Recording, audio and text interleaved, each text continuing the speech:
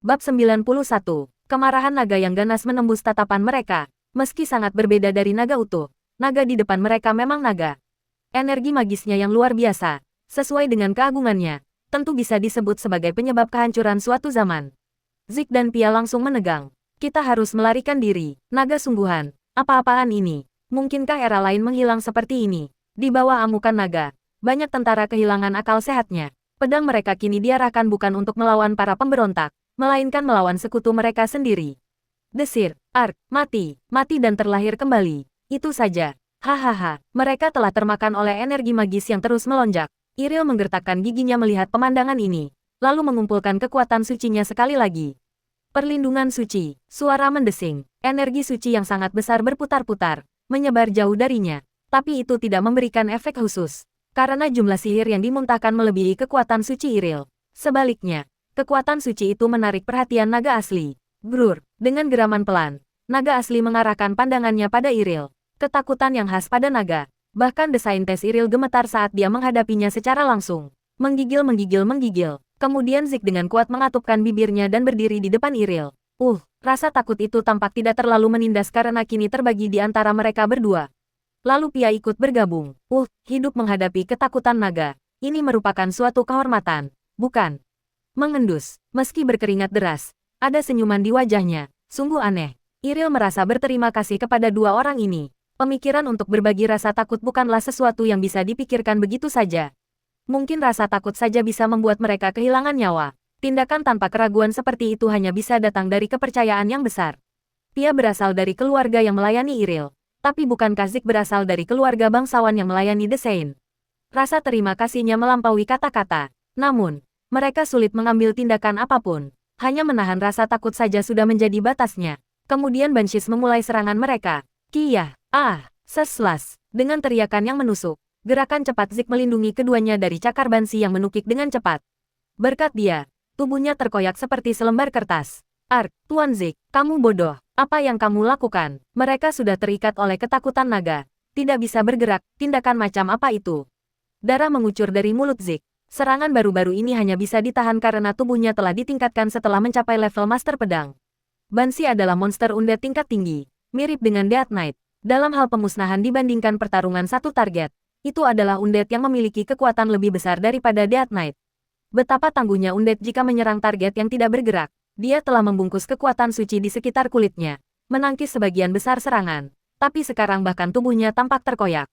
Mungkin seseorang seperti Pia akan mati setelah beberapa serangan. Batuk, petui, Zik terbatuk dan memuntahkan darah. Kita harus mengulur waktu sampai kedatangan Yang Maha Kudus. Untuk mengaku sebagai pelayannya, seseorang setidaknya harus bisa melakukan itu. Dia dengan paksa menggerakkan tubuhnya yang kaku dan menghunus pedangnya. Berapa kali dia bisa mengayunkan pedang ini? Kalau saja dia tidak terikat oleh rantai itu. Zik menatap undead di sekitarnya dengan mata tajam. Segera, undead akan mengerumuni aroma darah.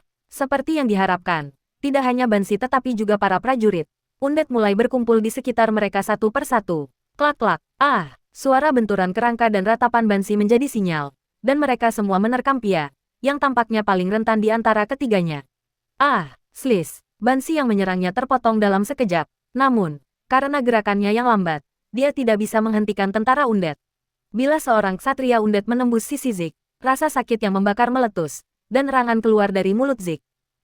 Dia bergerak cepat dan memenggal kepala ksatria undead itu. Aku baik-baik saja, jadi jaga dirimu dulu. Kamu bodoh, Pia berteriak dengan suara gemetar. Kamu tidak punya kekuatan, tapi mulutmu benar-benar hidup. Batuk, Zik terus mengayunkan pedangnya ke arah undead. Saat melihatnya, Iril membangkitkan gelombang kekuatan suci, tapi dia tidak bisa lepas dari rantainya.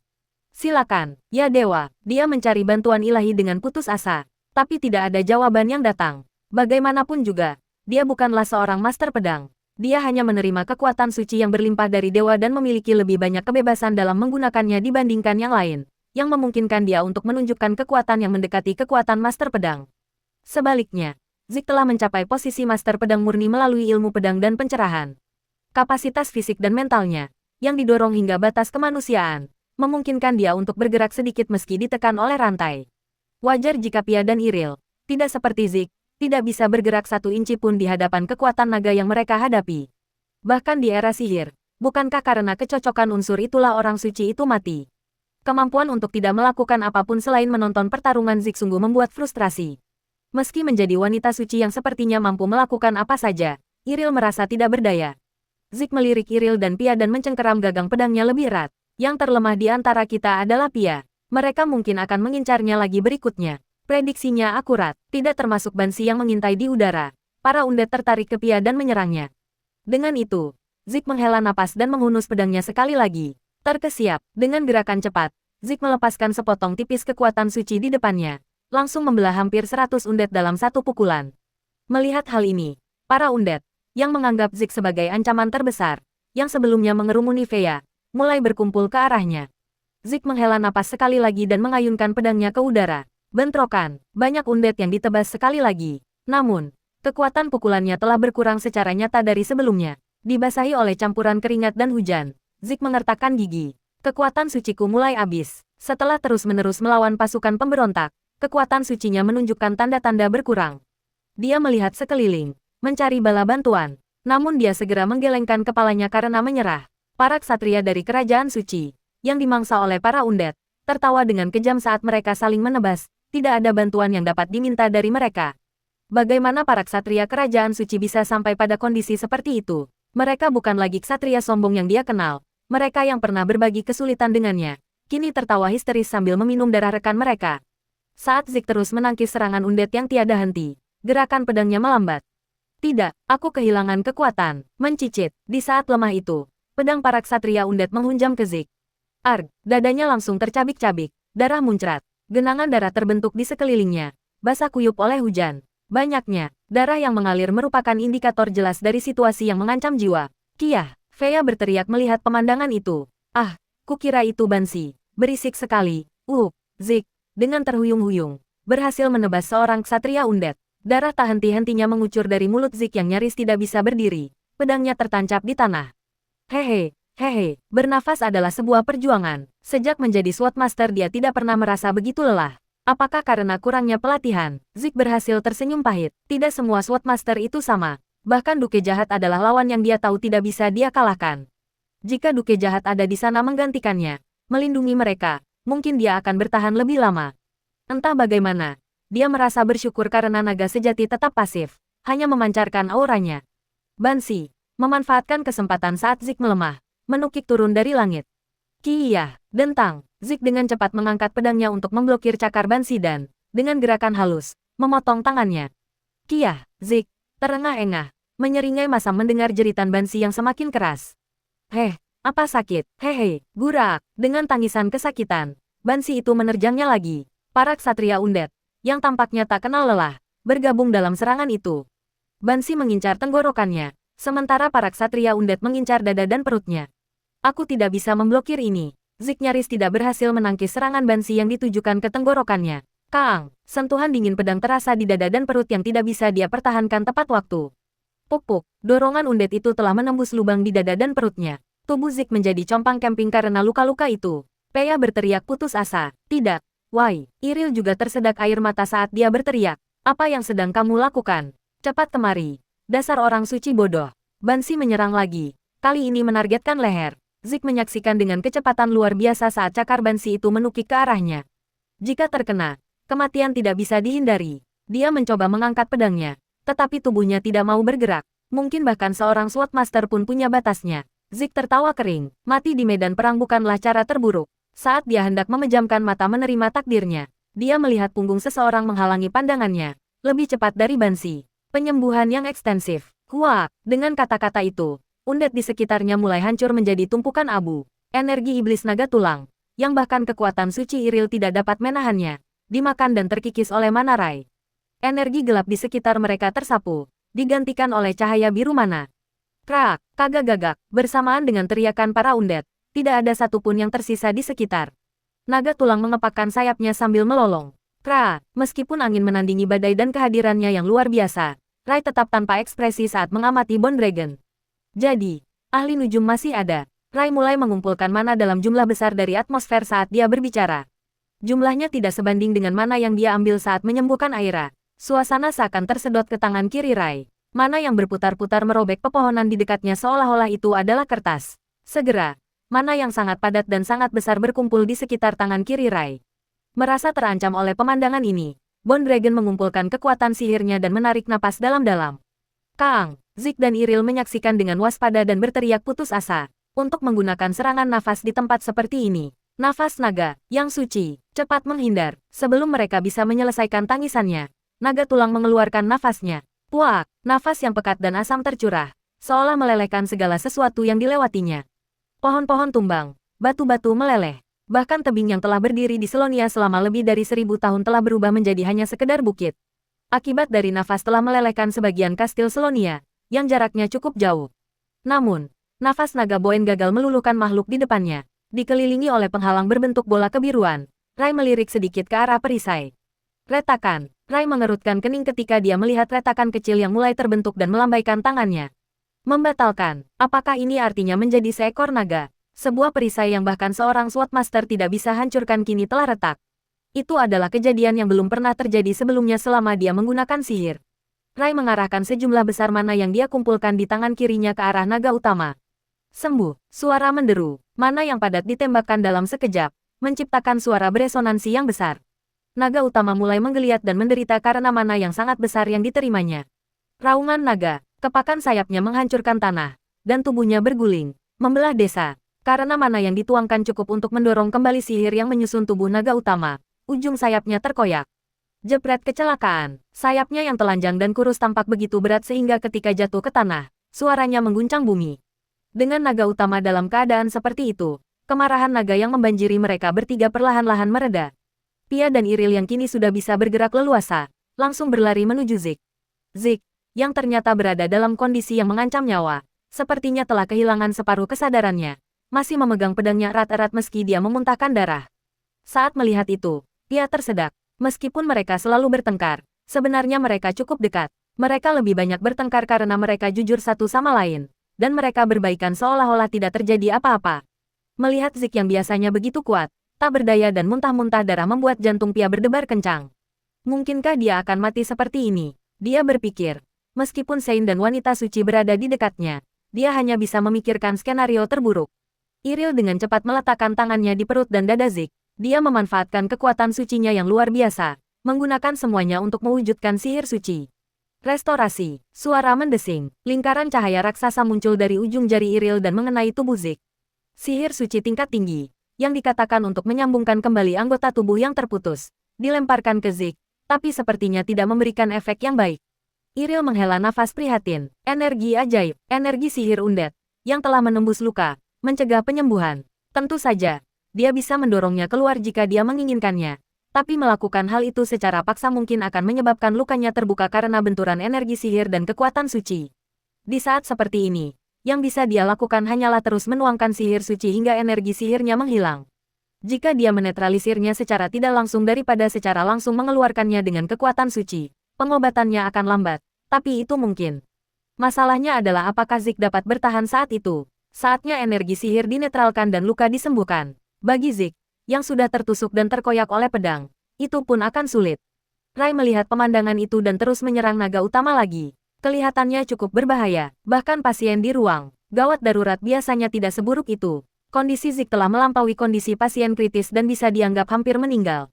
Jam emas telah dimulai, waktu yang lebih berharga dari emas untuk menyelamatkan pasien. Untuk mempersingkat waktu bahkan sesaat, seseorang harus segera menjatuhkan Bone Dragon. Namun, meski dengan semua mana dari atmosfer berkumpul di tangannya, dia hanya berhasil menjatuhkan satu sayap.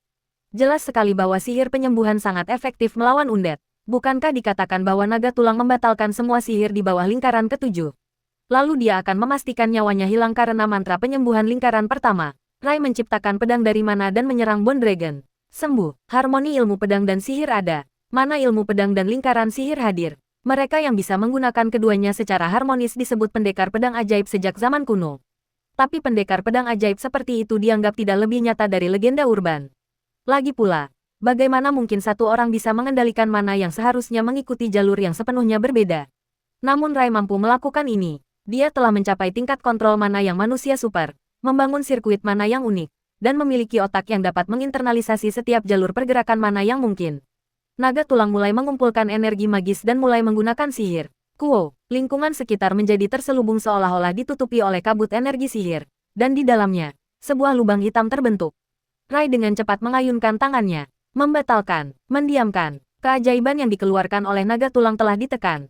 Teknik magis unik yang ia ciptakan dan kembangkan telah diketahui. Dikenal sebagai teknik pembatalan ajaib. Keterampilan yang bisa dilakukan siapapun dengan kontrol mana dasar adalah ini. Tentu saja, ini mengasumsikan mereka dapat langsung menghitung dan menyimpulkan di mana keajaiban itu akan terwujud. Naga tulang mencoba mewujudkan sihirnya beberapa kali setelahnya. Namun setiap kali, Rai secara paksa membenturkan mana miliknya dengan jalur kemunculan sihir yang dituju. Membatalkan, dengan tangan kirinya, dia terus-menerus membatalkan sihirnya. Dan dengan tangan kanannya, dia mengiris tulang kering Bone Dragon. Dimulai dengan sesi sparring dengan Ale dan hanya mengumpulkan kekuatan dari pertarungan dengan Duke Jahat, teknik pedang khas Rai menyerang Bone Dragon. Memekik, tulang naga tulang, yang dikatakan tidak dapat tergores bahkan oleh pedang aura, secara bertahap diiris. Rai sekali lagi membatalkan tembakan petir dari Bone Dragon. Yang terjadi selanjutnya adalah serangannya yang tiada henti. Dia dengan tepat bertujuan untuk mengiris titik yang sama di tulang kering, tanpa ada penyimpangan. Menyadari bahwa sihirnya tidak efektif, Bone Dragon mulai menyerang Rai dengan tubuhnya. Ekornya, tajam seperti paku, menyapu tempat Rai tadi berada. Tameng, koong, suara logam berat yang jatuh ke tanah bergema saat ekor naga tulang terhalang oleh perisai. Bahkan dalam waktu singkat itu, pedang Rai terus menyerang Bone Dragon. Kagak-gagak, sedikit demi sedikit, tulang kering yang diiris, yang tidak mampu lagi menahan beban, patah. Naga tulang mengeluarkan jeritan yang menyakitkan, kehilangan keseimbangan, dan pingsan. Kuong, dalam hiruk pikuknya, ia mengibaskan ekor dan anggota badannya yang kaku, mencoba untuk menyerang Rai, tapi dia bukanlah orang yang mudah menerima pukulan. Memblokir dan menghindari serangan biasa, Rai terus merapal mantra, sembuh, sembuh, sembuh. Kalau terus begini, bahkan Bone Dragon, yang memiliki daya tahan terkuat, tidak bisa menghindari serangan. Energi magis yang menyusun tubuhnya secara bertahap, dimurnikan, dan anggota tubuhnya perlahan-lahan menjadi kabur seolah-olah mencair. Nafas yang mengalir dari sudut mulut naga tulang keluar sekali lagi. Hahaha, sepertinya ia mencoba melelehkan segalanya dalam satu upaya terakhir. Racun napasnya lebih kuat dari sebelumnya. Orang biasa akan mati hanya karena menghirup udara. Penyembuhan yang luas. Sembuh. Rai terus menyerang Bone Dragon sambil memurnikan udara. Bahkan jika sudah dimurnikan, Selonia masih akan menderita efek sampingnya. Desa itu telah mencair hingga tidak dapat dikenali lagi sebelumnya, menyerupai tanah rawa. Bahkan jika para pendeta dan ulama mencoba memurnikannya, akan memakan waktu bertahun-tahun sebelum ternak dapat dipelihara kembali, dan pertanian tidak dapat dilakukan dengan baik. Lalu ada pasukan pemberontak dan pasukan kerajaan suci semuanya telah melebur dari nafas awal yang dikeluarkan oleh naga tulang. Jika kekuatan militer mempunyai kesenjangan sebesar ini, rencana untuk menjadikan kerajaan suci sebagai negara terkuat di benua itu mungkin akan menjadi kacau. Dengan pemikiran itu, pedang Rai yang berisi mana memperoleh kekuatan. Guk, serangan terus-menerus dan mantra penyembuhan membuat Bone Dragon mencapai batasnya. Sayapnya rontok sehingga tidak bisa terbang, dan kakinya patah sehingga tidak bisa lari. Terlebih lagi, sihirnya dibatalkan segera setelah terwujud. Akhirnya, naga tulang menemui ajalnya dengan jeritan seolah-olah sedang mencakar tenggorokannya sendiri. Dompet, dengan tidak adanya lagi energi magis yang membentuk tubuhnya, tulang-tulang naga tulang mulai hancur. Rai menghela napas saat dia melihat sisa-sisa Bone Dragon perlahan menghilang seperti abu berserakan. Pernahkah dia kelelahan sejak dia belajar sihir? Dia berlari ke perbatasan untuk menangkap ahli nujum, dan kembali ke Selonia untuk menangkap master pedang dan naga tulang. Bahkan Iril dan Fayamar kehilangan kata-kata karena prestasinya. Lagi pula, bagaimana mungkin manusia bisa berdiri di hadapan spesies undead terkuat, Bone Dragon? Terlebih lagi, ini bukan sekedar penundaan, itu benar-benar padam. Tanpa disadari Iril bergumam pada dirinya sendiri. Pembunuh naga, sebuah judul yang hanya muncul sekali dalam sejarah. Tentu saja, tidak seperti dulu. Sekarang yang ditangkap adalah naga yang tidak sempurna. Tapi naga tulang tetap saja tandingannya bagi manusia. Rai, setelah membunuh Bone Dragon, mengira dia harus menemukan ahli nujum itu. Dia menyebarkan mana secara luas, mencoba mencari. Mana yang cukup besar untuk mencakup seluruh desa mulai mencari semua makhluk hidup. Tapi anehnya, dia tidak bisa mendeteksi ahli nujum itu. Apakah dia sudah melarikan diri? Tampaknya ahli nujum itu telah melarikan diri sementara Rai diganggu oleh Bone Dragon. Jika dia tidak bisa menangkapnya, itu pasti akan merepotkan. Tidak ada yang bisa dilakukan terhadap peluang yang terlewatkan. Selain itu, tugas kerajaan suci adalah mengejar ahli nujum tersebut. Karena mereka menangkap ahli nujum lain di perbatasan, menginterogasinya mungkin akan menghasilkan beberapa informasi. Rai memperhatikan tulang-tulang naga tulang yang dia tangkap perlahan-lahan menghilang dan kemudian memiringkan kepalanya dengan bingung. Bukankah masih ada energi magis yang tersisa? Tulang-tulangnya menghilang, tubuhnya kabur, tapi dia bisa merasakan energi magis yang mengkristal dalam jumlah besar. Rai masuk ke dalamnya tanpa ragu-ragu dan mengeluarkan sesuatu sebesar kepala orang dewasa. Benda seperti batu yang mengeras itu entah bagaimana terasa familiar. Rai sedikit mengernyit saat memeriksanya dan berhasil memikirkan hal serupa di benaknya. Jantung, itu bukan hanya sebuah hati, tapi yang sebesar semangka. Selain itu, ia tidak mengerut, tapi sepertinya sudah dipukul beberapa saat yang lalu. Lembut saat disentuh, jantung yang baru saja berdetak di dalam undet. Bukankah itu terlalu tidak seimbang? Saat Rai mengambilnya dan menuju ke arah Iril, dia dan Pia sedang melihat ke arah Zik, yang sedang berbaring. Aku akan memeriksa kondisinya. Rai berbicara sambil memeriksa luka Zik. Ya ampun, organ-organnya tidak hanya berantakan. Usus yang terlihat melalui luka di perut tampak seperti telah diaduk beberapa kali dengan pedang, berubah menjadi bubur. Dan dadanya luka. Bagaimana dengan itu? Untungnya, paru-parunya tampaknya tidak terluka, tetapi jantungnya, yang menjadi sasarannya, sudah compang-camping. Sungguh ajaib dia masih bernapas dengan luka seperti itu. Dengan luka yang begitu serius, Rai sendiri ragu apakah dia bisa menyembuhkannya. Ada sihir suci dan penyembuhan, tapi melihat keadaan Iril dan Pia, hal itu pun terasa menantang saat itu. Tidak ada peralatan medis, dan mereka hanya mengandalkan pengalaman dan keterampilan untuk mengobatinya. Tidak ada waktu untuk memindahkan Zik ke tempat perlindungan. Kita harus meminimalkan waktu operasi dan melanjutkan. Beberapa kemungkinan operasi yang dapat menyelamatkan nyawa terlintas di benak Rai sebelum diberhentikan karena semuanya memerlukan peralatan medis yang canggih. Ini akan sulit, terlebih lagi. Rai menghela nafas sambil melihat sekeliling. Dalam kondisi yang tidak menguntungkan seperti ini, melakukan operasi di tempat ini, di mana flora dan fauna yang mencair, asap beracun, dan bakteri tak dikenal yang tak terhitung jumlahnya berkembang biak, sangatlah menakutkan. Jika setitik pun kotoran masuk ke luka perut yang menganga itu, Zik akan mati. Mungkin dia akan meninggal jika operasinya tidak berjalan dengan baik, atau dalam kasus terburuk, selama operasi itu sendiri. Tapi itu tetap harus dilakukan. Seorang dokter tidak bisa menyerah begitu saja pada pasiennya, bukan? Rai membacakan mantra pada tubuhnya yang lelah. Membersihkan, astaga. Ayo pindahkan Zik ke tempat suci dulu. Tidak, itu harus dilakukan di sini. Apa? Zik sekarang dikonsumsi oleh energi magis. Kita tidak bisa menghidupkannya kembali dengan sihir suci. Akan lebih baik untuk merawatnya di tempat suci. Kami tidak punya waktu untuk itu. Kemungkinan besar dia akan mati dalam perjalanan. Saat Rai menggelengkan kepalanya, dia merasakan hatinya tenggelam. Mati, maksudmu Zik akan mati. Dia akan mati jika kita memindahkannya ke tempat suci dalam keadaan seperti ini. Itu tidak benar, Zik itu kuat. Rai mengerutkan kening mendengar kata-kata Pia. Seolah-olah kita punya waktu untuk ini. Apa menurutmu Swordmaster itu sejenis lik? Atau naga? Bahkan seekor naga pun akan mati jika jantungnya tercabik-cabik seperti ini. Aku mempertaruhkan nama aku di situ. Jika kita tidak bertindak sekarang, dia akan mati. Orang suci itu membuat pernyataannya. Saat itu, ia menutup mulutnya dengan tangannya, menahan air mata. Zik selalu kuat sejak kecil. Dia percaya bahwa dia bisa melakukan apa saja, tahu segalanya. Ketika Zik menjadi seorang Swordmaster, keyakinan itu semakin kuat. Namun kenyataan yang dihadapinya adalah Zik hanyalah manusia biasa. Fakta bahwa dia bisa bergerak di tengah kemarahan naga adalah karena kekuatan mentalnya yang luar biasa. Bagaimana dengan dia? Dia hanyalah seorang cengeng yang hanya bisa menangis. Meski begitu, air matanya tidak mau berhenti. Rai menatap Pia, menggelengkan kepalanya dan kembali menatap Zik. Tidak ada waktu bagi Rai untuk menghiburnya dengan lembut. Zik sedang sekarat pada saat itu. Jika ada gangguan lagi, dia siap membekukannya dengan mana dan melanjutkan operasi. Untungnya, tidak ada gangguan lagi dari Iril dan Pia setelah itu. Rai menciptakan pisau bedah, kecil dengan mana, dia dengan lembut mengiris perut Zik, membuat sayatan, dan Pia serta Iril tersentak kaget. Apa yang sedang kamu lakukan? Aku pikir kamu akan menyembuhkannya. Zik akan mati. Iril, yang telah mempercayakan Zik kepada Rai, teringat saat Rai menyembuhkan Putri Duke selama perintah kerajaan terakhir dan sangat terkejut. Membuat luka untuk mengobatinya.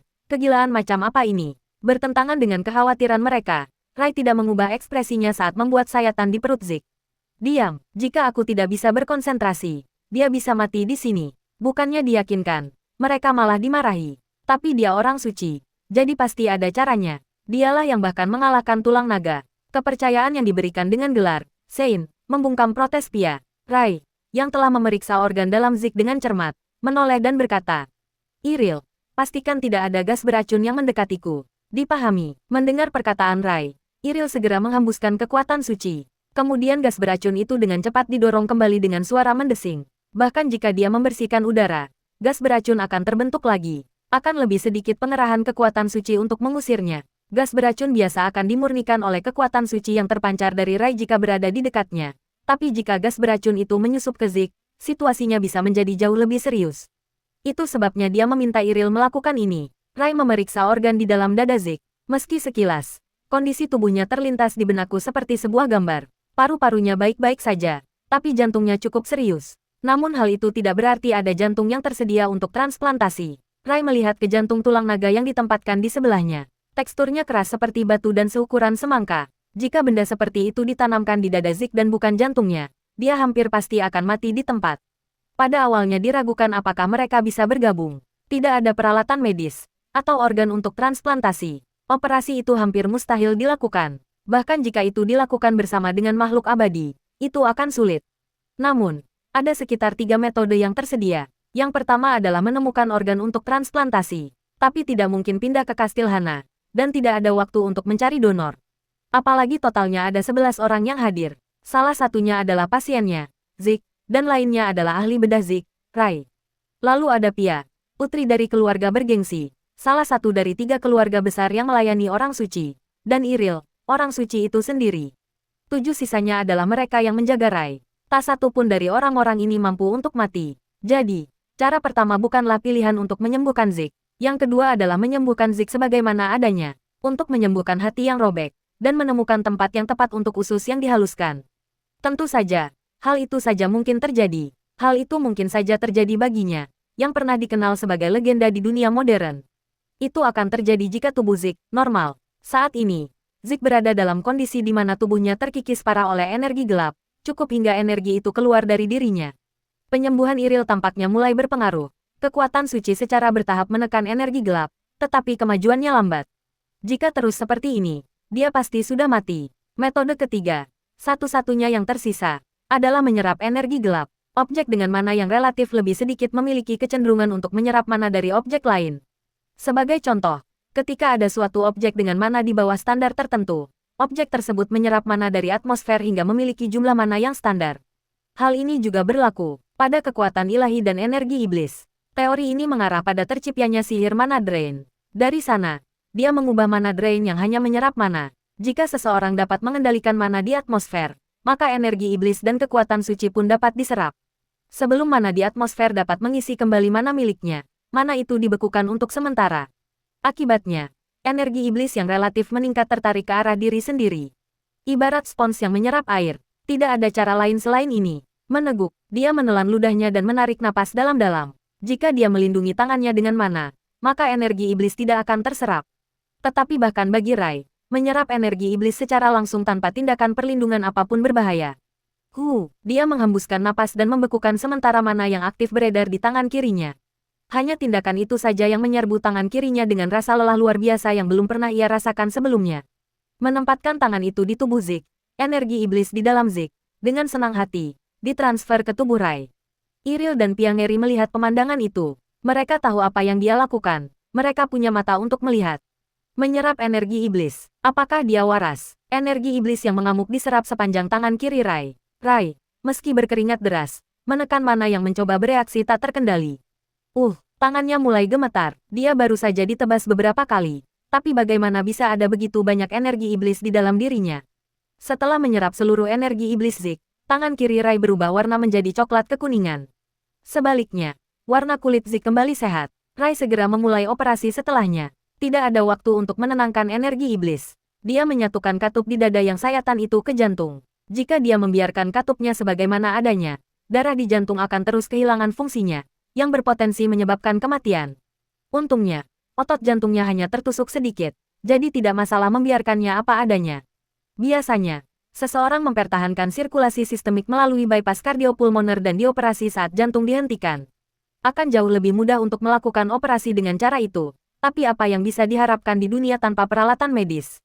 Rai mengoperasi saat jantungnya masih aktif. Tentu saja, itu tidak berarti pasiennya akan meninggal. Namun, mengoperasi jantung yang aktif puluhan kali lebih sulit dibandingkan dengan jantung yang berhenti. Ketangkasan tangannya yang ajaib terjadi di dada Zik. Jika tekanan darah tiba-tiba naik atau turun, semuanya akan berakhir. Oleh karena itu, sentuhan Rai sangat hati-hati. Jika ada dokter modern yang melihat hal ini, mereka akan terkejut. Mempertaruhkan nyawa pasien dalam sebuah petualangan. Jika kemahiran dalam bedah jantung sedikit kurang, pasien bisa meninggal selama operasi. Namun, Rai tidak pernah mempertaruhkan nyawa pasiennya. Bagaimana hal itu bisa dibuktikan? Fakta bahwa Zik masih bernapas menjadi buktinya. Selama operasi, ketika rasa sakit yang parah melanda tangan kirinya, Rai menelan erangannya. Sial. Sakit. Dia menanggung rasa sakit dan menjahit jantungnya. Dia telah memperbaiki jantungnya yang rusak itu dengan cukup baik agar bisa berfungsi. Jadi yang tersisa hanyalah membiarkannya sembuh secara alami. Setelah berhasil menjahit bagian dadanya, dia melihat ke arah perut Zik. Operasinya belum selesai. Untungnya, jantung yang paling kritis telah kembali normal, tetapi bagian perutnya belum dirawat. Tampaknya hal ini cukup dapat diterima jika dilihat dari warna dan tingkat inflasi paru-paru. Berbeda dengan dokter lainnya, Rai tidak menganggap kondisi pasien hanya berdasarkan satu organ saja. Fungsi kolektif berbagai organ dan otot itulah yang membentuk tubuh manusia. Bagaimana seseorang bisa menilai kondisi pasien secara keseluruhan berdasarkan satu organ saja? Zik memang layak disebut sebagai Swordmaster, makhluk yang berada di batas kemampuan manusia. Bahkan setelah operasi ekstensif, kekuatan fisiknya masih tersisa. Dia tidak dalam kondisi di mana dia bisa menjalani operasi berikutnya. Rai segera melanjutkan operasi pada bagian perut. Di zaman modern, banyak orang yang akan meminta kesempatan untuk melakukan operasi meski hanya sekali bersamanya. Tapi sekarang, tidak ada asisten umum atau ahli anestesi, bahkan perawat bedah pun tidak ada. Operasi harus dilakukan lebih cepat dan lebih presisi dibandingkan mesin agar berhasil. Menekan rasa sakit yang menyerang tangan kirinya, Rai mengambil pisau bedah. Dia melihat sekali lagi organ-organ itu melalui sayatan di perut bagian bawah.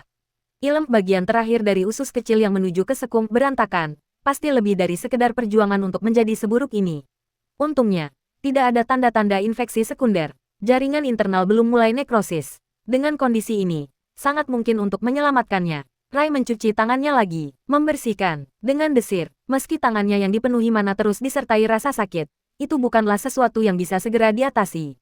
Iril, yang dipenuhi aura beracun, memurnikan atmosfer sambil mengawasi Rai dengan cemas. Sein, terbukti bahwa keterampilan bedah Rai saat merawat jantung Zik, bukanlah seorang pemula. Terlebih lagi, setelah perawatan Rai, jantung yang tadinya berdetak tidak teratur kini berdetak cukup teratur, sehingga menginspirasi kepercayaan diri untuk melakukan operasi. Meskipun itu adalah metode pengobatan yang dilarang, pengobatannya jelas efektif. Pia, yang sepertinya berbagi pemikiran dengan Iril, memperhatikan sambil menahan air matanya. Rai memeriksa kondisi organ lain di perut dengan sentuhan. Kecepatan penyembuhan telah meningkat secara signifikan. Apakah itu berkat menyerap mana? Tentu saja, sebagai seorang Swordmaster, kemampuan penyembuhan dirinya tidak kalah dengan orang biasa. Tingkat penyembuhan diri Zik yang ajaib mungkin disebabkan oleh kondisi fisik aslinya. Rai menggerakkan mesenterium beberapa kali sebelum melepaskan tangannya. Tidak ada organ tambahan yang mengalami kelainan. Kemungkinan besar, ini karena Zik menerima semua serangan dari undead di tempat yang sama. Sayatan kecil di bagian panggul, ilmu di perut bagian bawah, dan bahkan jantung. Jika ada tempat yang memerlukan pembedahan, ketiganya adalah tempatnya. Rai mulai menjahit bagian usus yang robek, mengembalikannya ke tempatnya. Penjahitannya dengan benang yang dibuat oleh Mana, pada interval yang tepat, sangatlah teliti. Telunjuk dan ibu jari memegang benang, sedangkan jari manis dan kelingking mengikatnya. Rangkaian gerakan ini sangat tepat dan cepat. Berapa banyak latihan yang harus dia lakukan untuk bisa tampil seperti ini? Jaringan internal yang rusak secara bertahap mendapatkan kembali bentuk dan menemukan tempatnya. Setiap kali keringat mengancam mengganggu konsentrasinya, dia segera menggunakan sihir untuk menghilangkannya. Karena tidak ada orang lain yang membantu, itu wajar saja. Setelah memperbaiki ilmu di perut bagian bawah, ia segera memutar ujung pisau bedah. Luka di bagian sayap tidak terlalu parah, tetapi jika ada masalah dengan usus besar yang turun di sebelahnya, ia mungkin perlu dihubungkan ke selang untuk buang air besar selama sisa hidupnya. Tentu saja, di dunia lain ini, di mana orang bisa menemukan tabung seperti itu. Memeriksa usus besar turun berulang kali untuk mencari cedera lain, Rai tidak menemukan kelainan lain. Ternyata hanya kulit bagian panggul saja yang terpotong, merupakan suatu keberuntungan besar karena cederanya hanya sekecil ini meskipun telah dipotong. Rai dengan cepat menjahit bagian panggul dan perut bagian bawah. Waktu operasi yang lama tidak bermanfaat. Operasi berhasil diselesaikan. Yang tersisa hanyalah Zik untuk sadar kembali dan dia bertahan. Memar dan goresan akan sembuh dengan sendirinya jika dibiarkan. Rai menyelesaikan operasinya dan bersantai. Pada saat lega itu, Rasa sakit yang parah di tangan kirinya menghantam bagian belakang kepalanya seperti palu. Dia langsung pingsan di tempat. Melihat ini, Iril dan Pia kaget dan bergegas. Tuan Suci, apa kamu baik-baik saja? Meski operasi telah berhasil diselesaikan, tangan kiri Rai telah berubah warna dari coklat kekuningan menjadi hitam. Kulitnya, yang tadinya seputih rambutnya, berubah menjadi hitam, dan muncul tanda aneh yang biasanya tidak terlihat. Simbol di punggung tangannya menyerupai busur yang ditarik. Pembuluh darah menonjol di dahinya saat dia menahan rasa sakit. Rai melihat lengan kirinya dan berpikir sendiri. Lenganku masih bergerak. Jadi jaringannya belum nekrotik, aku harus cepat berobat. Namun, kesadarannya perlahan memudar. Bahkan mengatupkan giginya untuk menahan rasa sakit terasa terlalu berat. Pada saat itu, dia merasakan sejumlah besar pasukan mendekat dari satu sisi.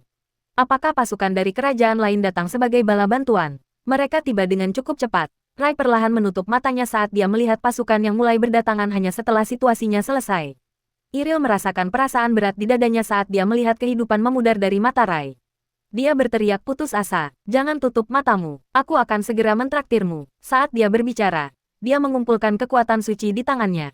Iril menggenggam tangan kiri Rai dan mengucapkan mantra suci. Pemurnian, astaga, kekuatan suci menyebar luas, memurnikan lengan Rai. Lengan yang menghitam itu perlahan-lahan mendapatkan kembali warna aslinya. Tapi itu saja, entah energi iblis telah menembus ke dalam sumsum atau telah menetap bahkan di kedalaman tulang. Memurnikan energi iblis yang tertanam dalam seperti itu bukanlah tugas yang mudah. Setidaknya diperlukan satu pendeta dengan pangkatnya atau 3 pendeta dengan pangkat imam besar. Apa yang harus aku lakukan? Kecil kemungkinannya ada pendeta yang termasuk di antara bala bantuan. Dia menggigit kukunya sambil memikirkan apa yang harus dilakukan ketika 7 penjaga ritus muncul di sampingnya. Iril belum pernah melihat orang-orang ini sebelumnya. Meskipun dia sudah lama tinggal di kerajaan suci, hanya sedikit orang di kerajaan yang mengetahui keberadaan mereka. Dia hanya mendengar bahwa mereka ada, tapi ini adalah pertama kalinya dia menghadapi mereka seperti ini. Mereka tidak berkata apa-apa, tapi mereka memandang Rai dengan ekspresi yang lebih serius dari siapapun. Di antara mereka, Hong yang diam-diam membelai tangan kiri Rai. Bahkan hanya dengan satu sentuhan, tekanan energi iblis yang luar biasa dapat dirasakan. Itu wajar. Mengingat energi naga asli tercampur di dalamnya, 7 penjaga ritus memasang ekspresi yang sedikit rumit. Orang yang seharusnya mereka lindungi begitu kuat sehingga mereka hanya bisa menyaksikan pertempuran yang dia lakukan. Selama pertarungan dengan necromancer atau naga asli, mereka hanya akan menghalangi. Mereka tahu lebih baik baginya jika mereka tidak melakukan intervensi. Setelah hanya menyaksikan pertempuran itu, mereka sekarang melihatnya telah berakhir, dan orang suci berada dalam kondisi ini. Melihat Rai, masing-masing dari mereka merasakan tanggung jawab yang besar. He Qiong berkedip beberapa kali, memahami sinyalnya. Yang lain sedikit mengangguk. Jeo Qiong yang kokoh, mengangkat Rai. Setelah itu, Chong yang berbicara dengan Iril. Rencananya kami akan langsung menuju Kastil Selonia.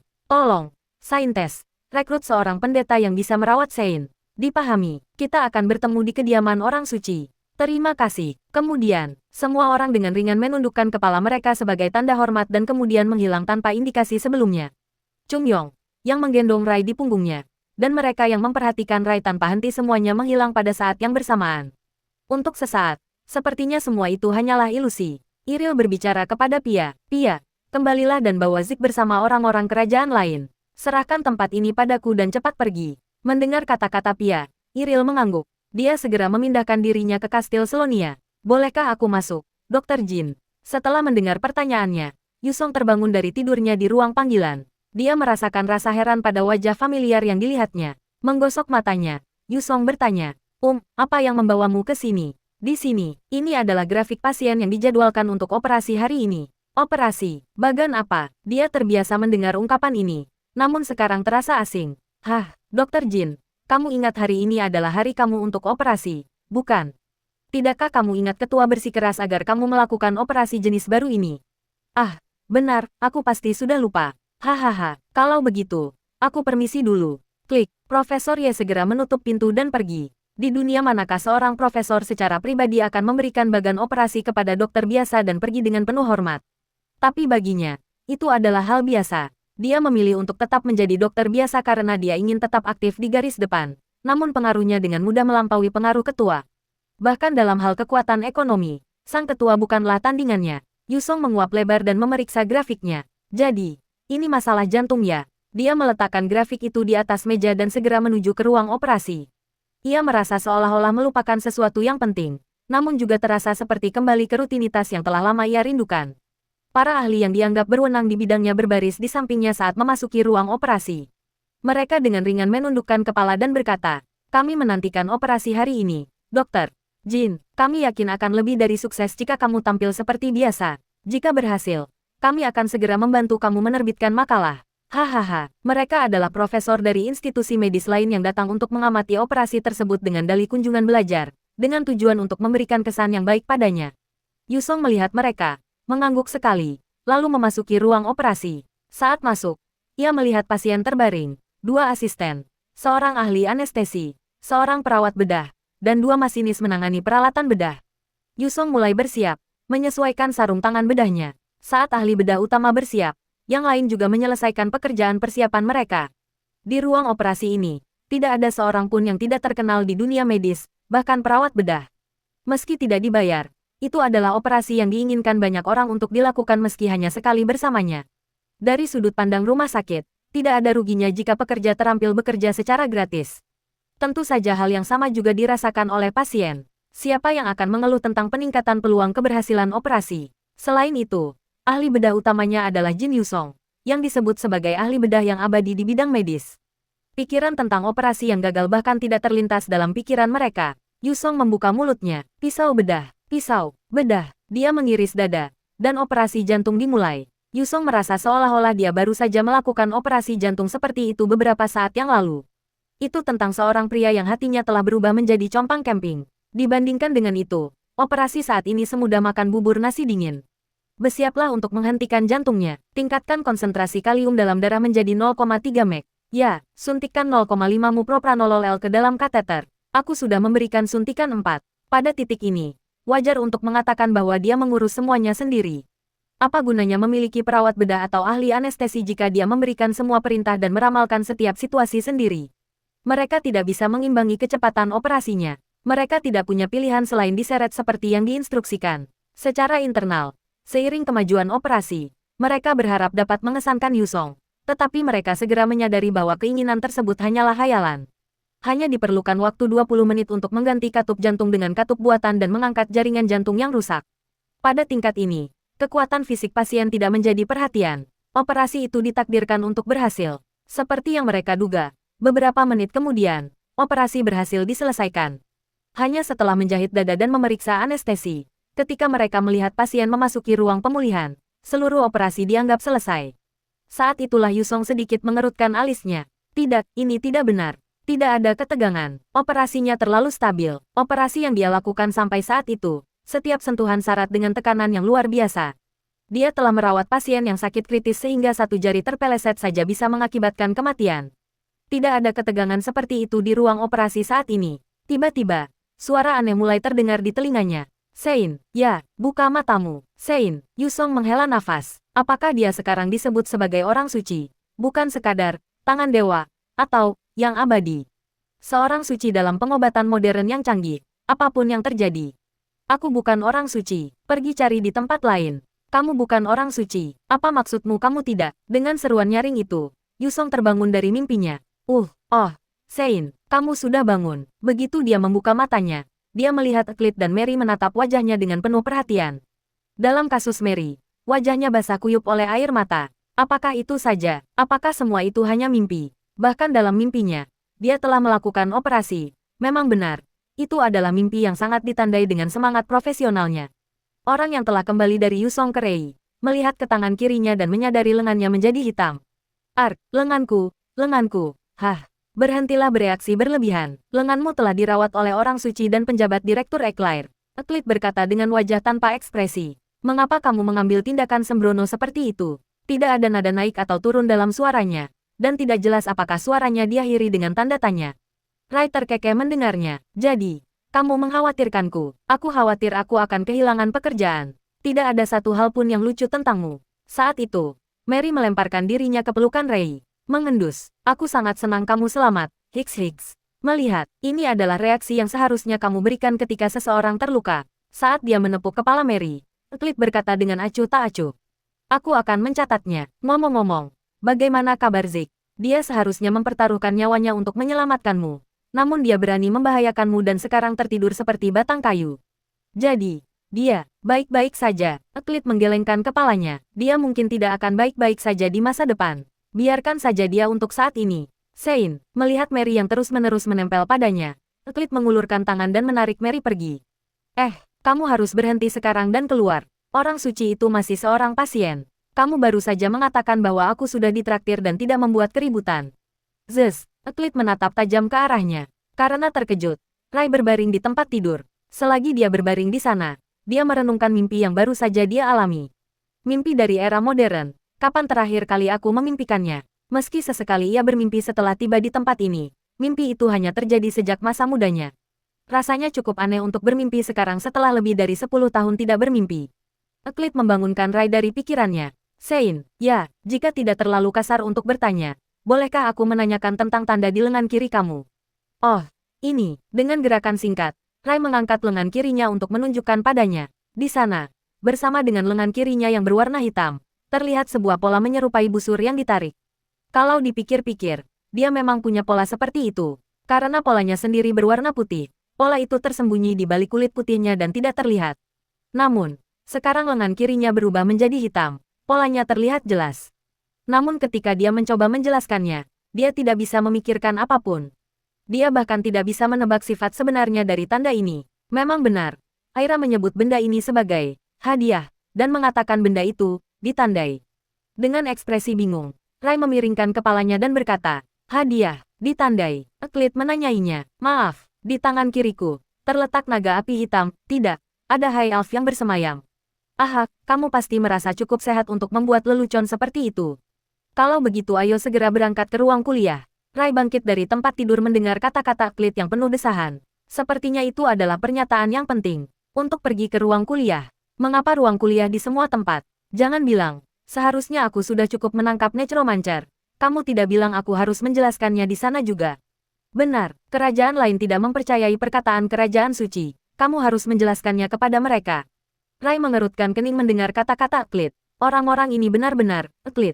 Tolong bicara, apakah kamu masih memiliki hati naga? Bawa itu ke ruang kuliah.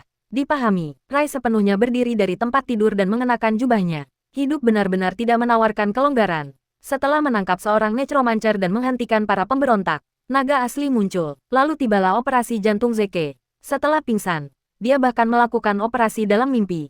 Sekarang mereka ingin pengarahan. Sungguh, pekerjaan suci ini terlalu kotor untuk ditangani. Rai menggerutu sambil meninggalkan ruangan. Ruang kuliah besar itu dipenuhi cukup banyak orang. Masing-masing mengenakan baju besi yang berbeda, dan lambang nasional yang terukir di atasnya menunjukkan bahwa mereka adalah individu dari berbagai negara. Meskipun ada berkumpulnya komandan dari berbagai negara, bagian dalam ruang kuliah tetap berisik.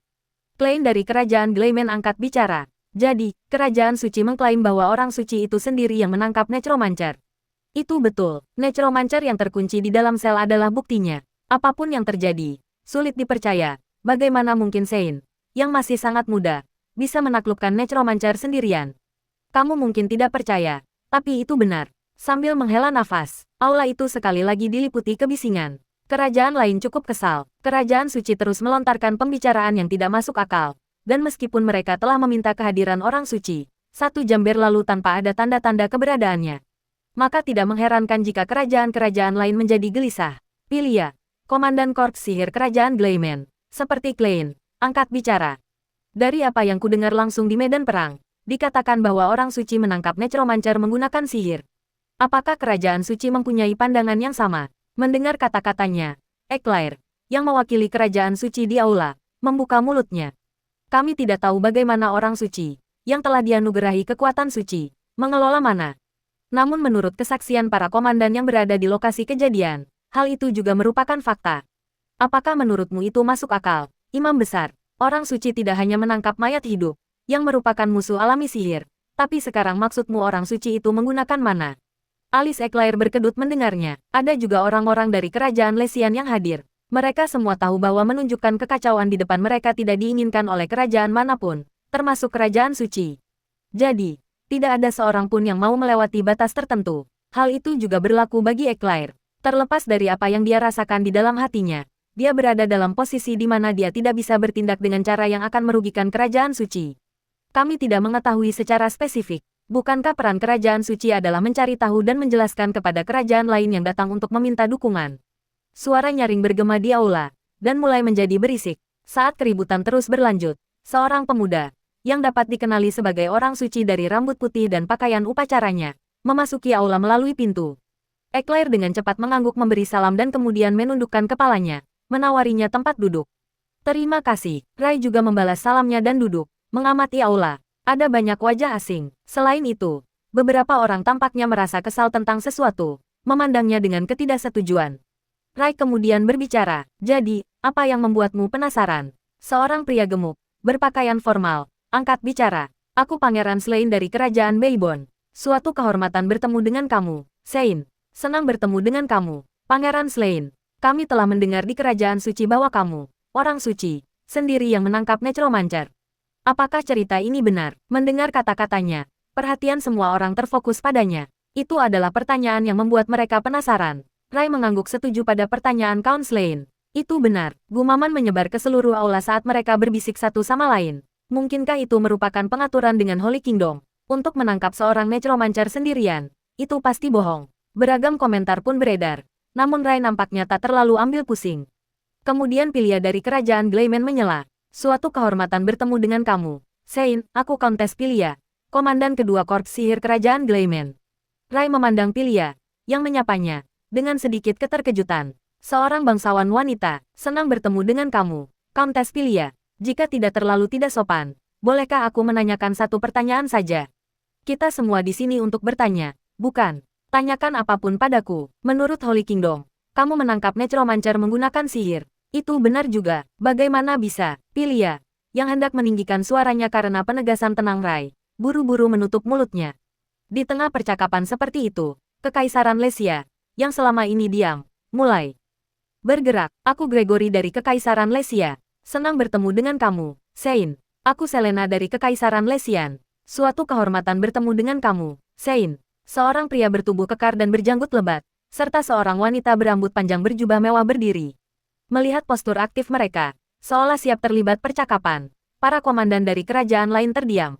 Tidak ada seorang pun di pertemuan ini yang tidak mengenal mereka. Seorang ahli pedang yang dikenal sebagai pedang mengerikan, dan seorang wanita yang telah mencapai lingkaran ke-6 di usia muda hadir. Fakta bahwa seorang ahli pedang, yang jumlahnya kurang dari 10 bahkan di dalam Kekaisaran Lesian, telah bergabung sebagai pasukan pendukung menunjukkan betapa seriusnya situasi saat ini. Rai memandang mereka, senang bertemu dengan kamu. Hahaha, tampaknya orang suci tidak terlalu menyukai salam formal. Aku tidak membencinya, tapi aku juga tidak terlalu menyukainya. Gregory menyerah untuk bertele-tele setelah mendengar kata-kata langsung Rai. Orang suci mengaku telah menangkap Necromancer sendirian. Bisakah kamu memberi kami bukti mengenai hal ini? Bukti. Rai memiringkan kepalanya. Selena, yang berdiri di samping Gregory, mengambil alih pembicaraan. Kami datang ke sini sebagai pasukan pendukung untuk membantu menghilangkan bahaya yang ada di negara suci dan semua benua. Ini bukan hanya masalah bagi negara suci, tapi ancaman bagi seluruh benua. Bukan hanya Kekaisaran Lesian kita, tetapi kerajaan lain juga tidak akan mundur tanpa bukti kuat, bukan? Buktinya jelas jika kamu melihat Necromancer, bukan? Itu tidak membuktikan bahwa kamu menangkap Necromancer sendirian. Rai merasa frustrasi mendengarkan ini. Mereka berbicara dengan masuk akal, tapi pada akhirnya, mereka melihatnya sebagai individu yang berbahaya karena telah menangkap Necromancer sendirian.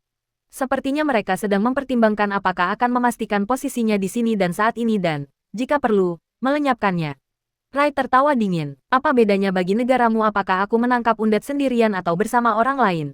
Mendapatkan informasi yang akurat adalah hal yang sangat penting tidak hanya bagi kami, tetapi juga bagi kerajaan lain. Jika kami mundur hanya karena negara suci mengatakan demikian, kami tidak akan tahu bagaimana masalah ini bisa meningkat di kemudian hari. Jadi, kamu ingin aku menunjukkan buktinya? Itu benar, Kekaisaran Lesian tidak berniat mundur, karena mereka menatap lurus ke arah Rai tanpa menghindari tatapannya. Kerajaan lain juga merasakan hal yang sama. Mereka nampaknya berhati-hati agar tidak menimbulkan masalah. Namun jika negara suci tersebut berusaha mengabaikan masalah ini, mereka akan siap menghadapinya secara agresif. Rai mengerutkan kening. Itu seperti menyelamatkan seseorang dari tenggelam hanya untuk diminta menyerahkan barang-barang kamu sebagai imbalannya. Jika negara suci itu jatuh, Kekaisaran Lesia pada akhirnya akan mengalami nasib yang sama.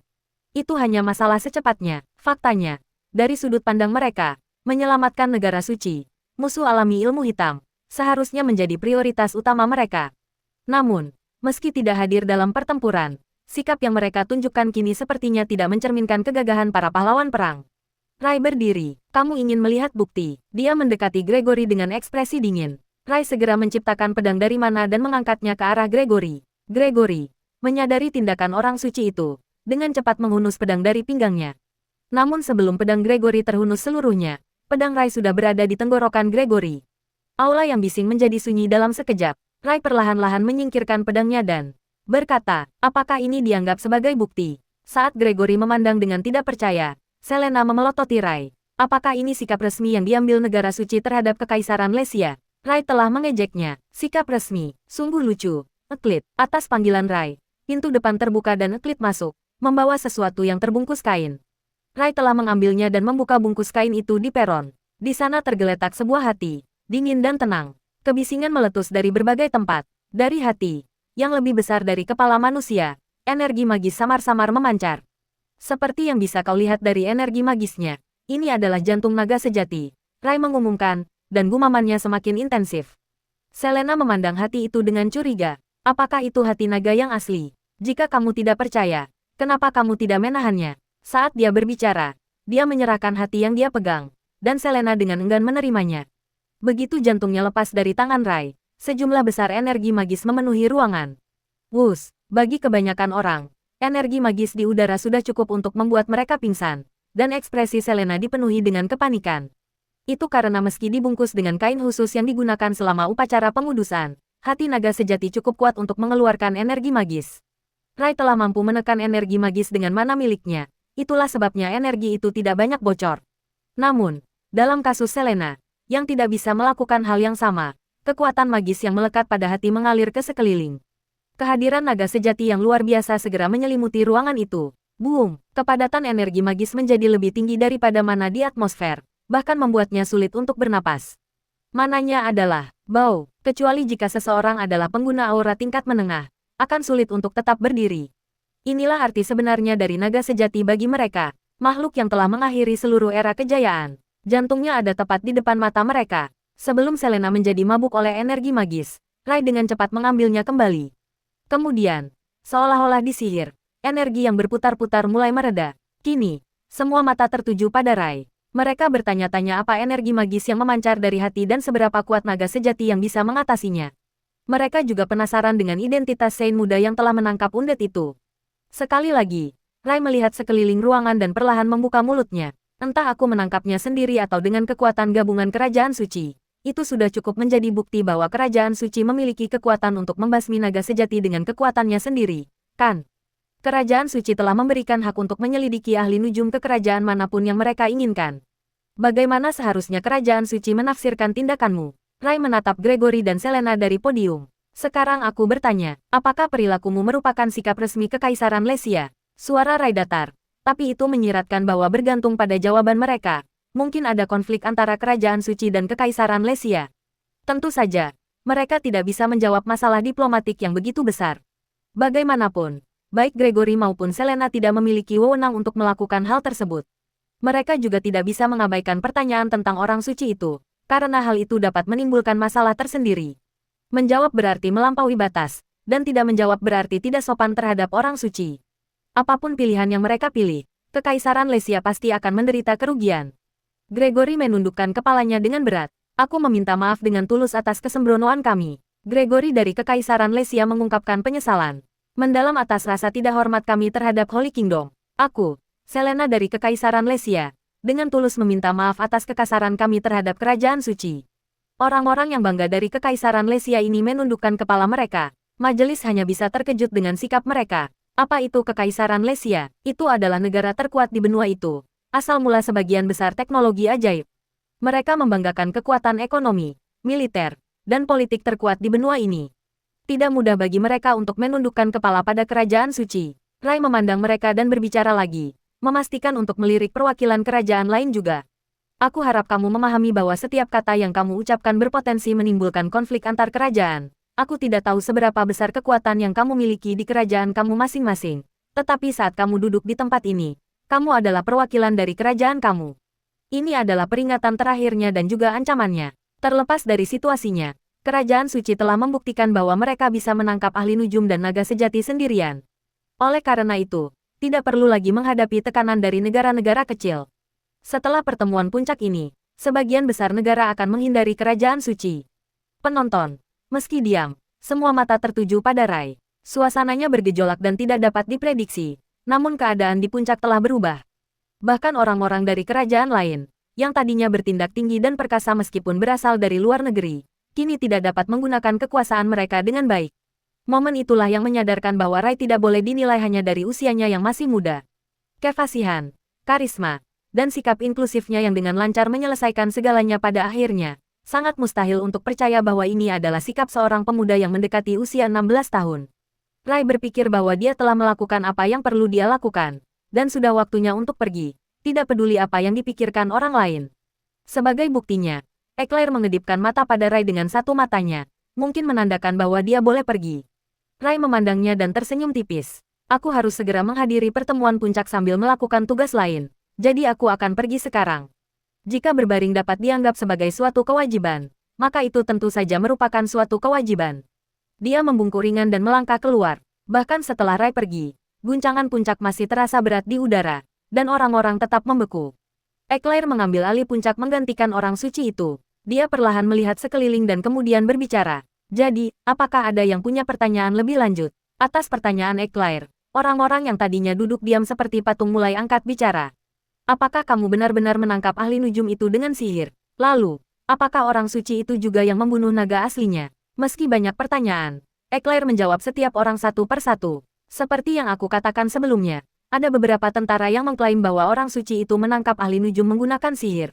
Dapat dipahami bahwa penaklukan naga asli dikelola oleh 4.000 tentara, orang suci dan keluarga yang mendukung mereka berdua. Banyak pertanyaan yang terlontar, dan di antara mereka ada yang menanyakan sesuatu yang membuat penasaran siapapun. Kalau begitu, bolehkah aku bertanya berapa banyak lingkaran yang dimiliki orang suci itu? Orang yang menanyakan pertanyaan itu adalah Selena dari Kekaisaran Lesian. Bintang yang sedang naik daun di dunia sihir yang memasuki lingkaran ke-6 di usia termuda. Dialah orang yang berpotensi melampaui batas manusia untuk mencapai lingkaran ke-7 dan diberikan gelar Lord dan menghidupkan kembali menara sihir. Mereka yang memiliki posisi terkait sihir semuanya fokus pada apa yang akan terjadi selanjutnya dari Eclair. Banyak di sini yang memegang posisi yang berkaitan dengan pertempuran. Ambil contoh Pilia dari Kerajaan Gleiman. Dia adalah komandan Legiun Sihir kedua kerajaan. Orang-orang ini menahan napas dan fokus pada percakapan. Begitulah pentingnya masalah yang sedang dihadapi saat ini. Eclair menghela nafas kecil. Dia tahu hal itu akan terungkap suatu hari nanti. Bagaimanapun, orang suci itu telah mendemonstrasikan penciptaan meteor selama upacara pembaptisan. Dia membuka mulutnya untuk berbicara. Kami sendiri tidak tahu persis berapa lingkaran yang dimiliki orang suci itu. Banyak yang menghela nafas deflasi melihat respon Eclair yang mengecewakan. Tapi dia terus berbicara. Namun, kerajaan suci kita percaya bahwa lingkaran orang suci itu mungkin lebih dari 8. Eclair berbicara pada Rai. Kamu cukup galak. Apakah aku? Aku pikir aku tetap berada dalam garis. Kamu berada di tepi jurang. Tapi ya, awalnya, seorang pria harus memiliki keunggulan yang tangguh. Mendengar kata-kata Rai, Eclair menatapnya dengan wajah tanpa ekspresi. Di mana dia melihat seorang pria. Dia sepertinya baru saja menghilangkan penampilan kekanak-kanakannya. Eclair menghela nafas pelan dan berkata, daripada itu, ini tentang Mary. Maria, mendengar pertanyaan Rai, Eclair ragu sejenak sebelum berbicara. Tidak pantas bagi anak ini untuk melayani seseorang. Apa maksudmu? Dia mungkin terlihat lembut, tapi dia seperti kuda liar. Jika Mary adalah seorang laki-laki, seperti yang baru saja disebutkan oleh Sein, dia memang akan memiliki keunggulan seperti itu. Tetap saja, nada suaranya datar, dan meskipun dia tanpa ekspresi, ada tekad yang kuat di matanya. Maria tidak dilahirkan untuk melayani orang lain. Oleh karena itu, dia tidak dapat diangkat untuk membantu dan mendampingi orang suci.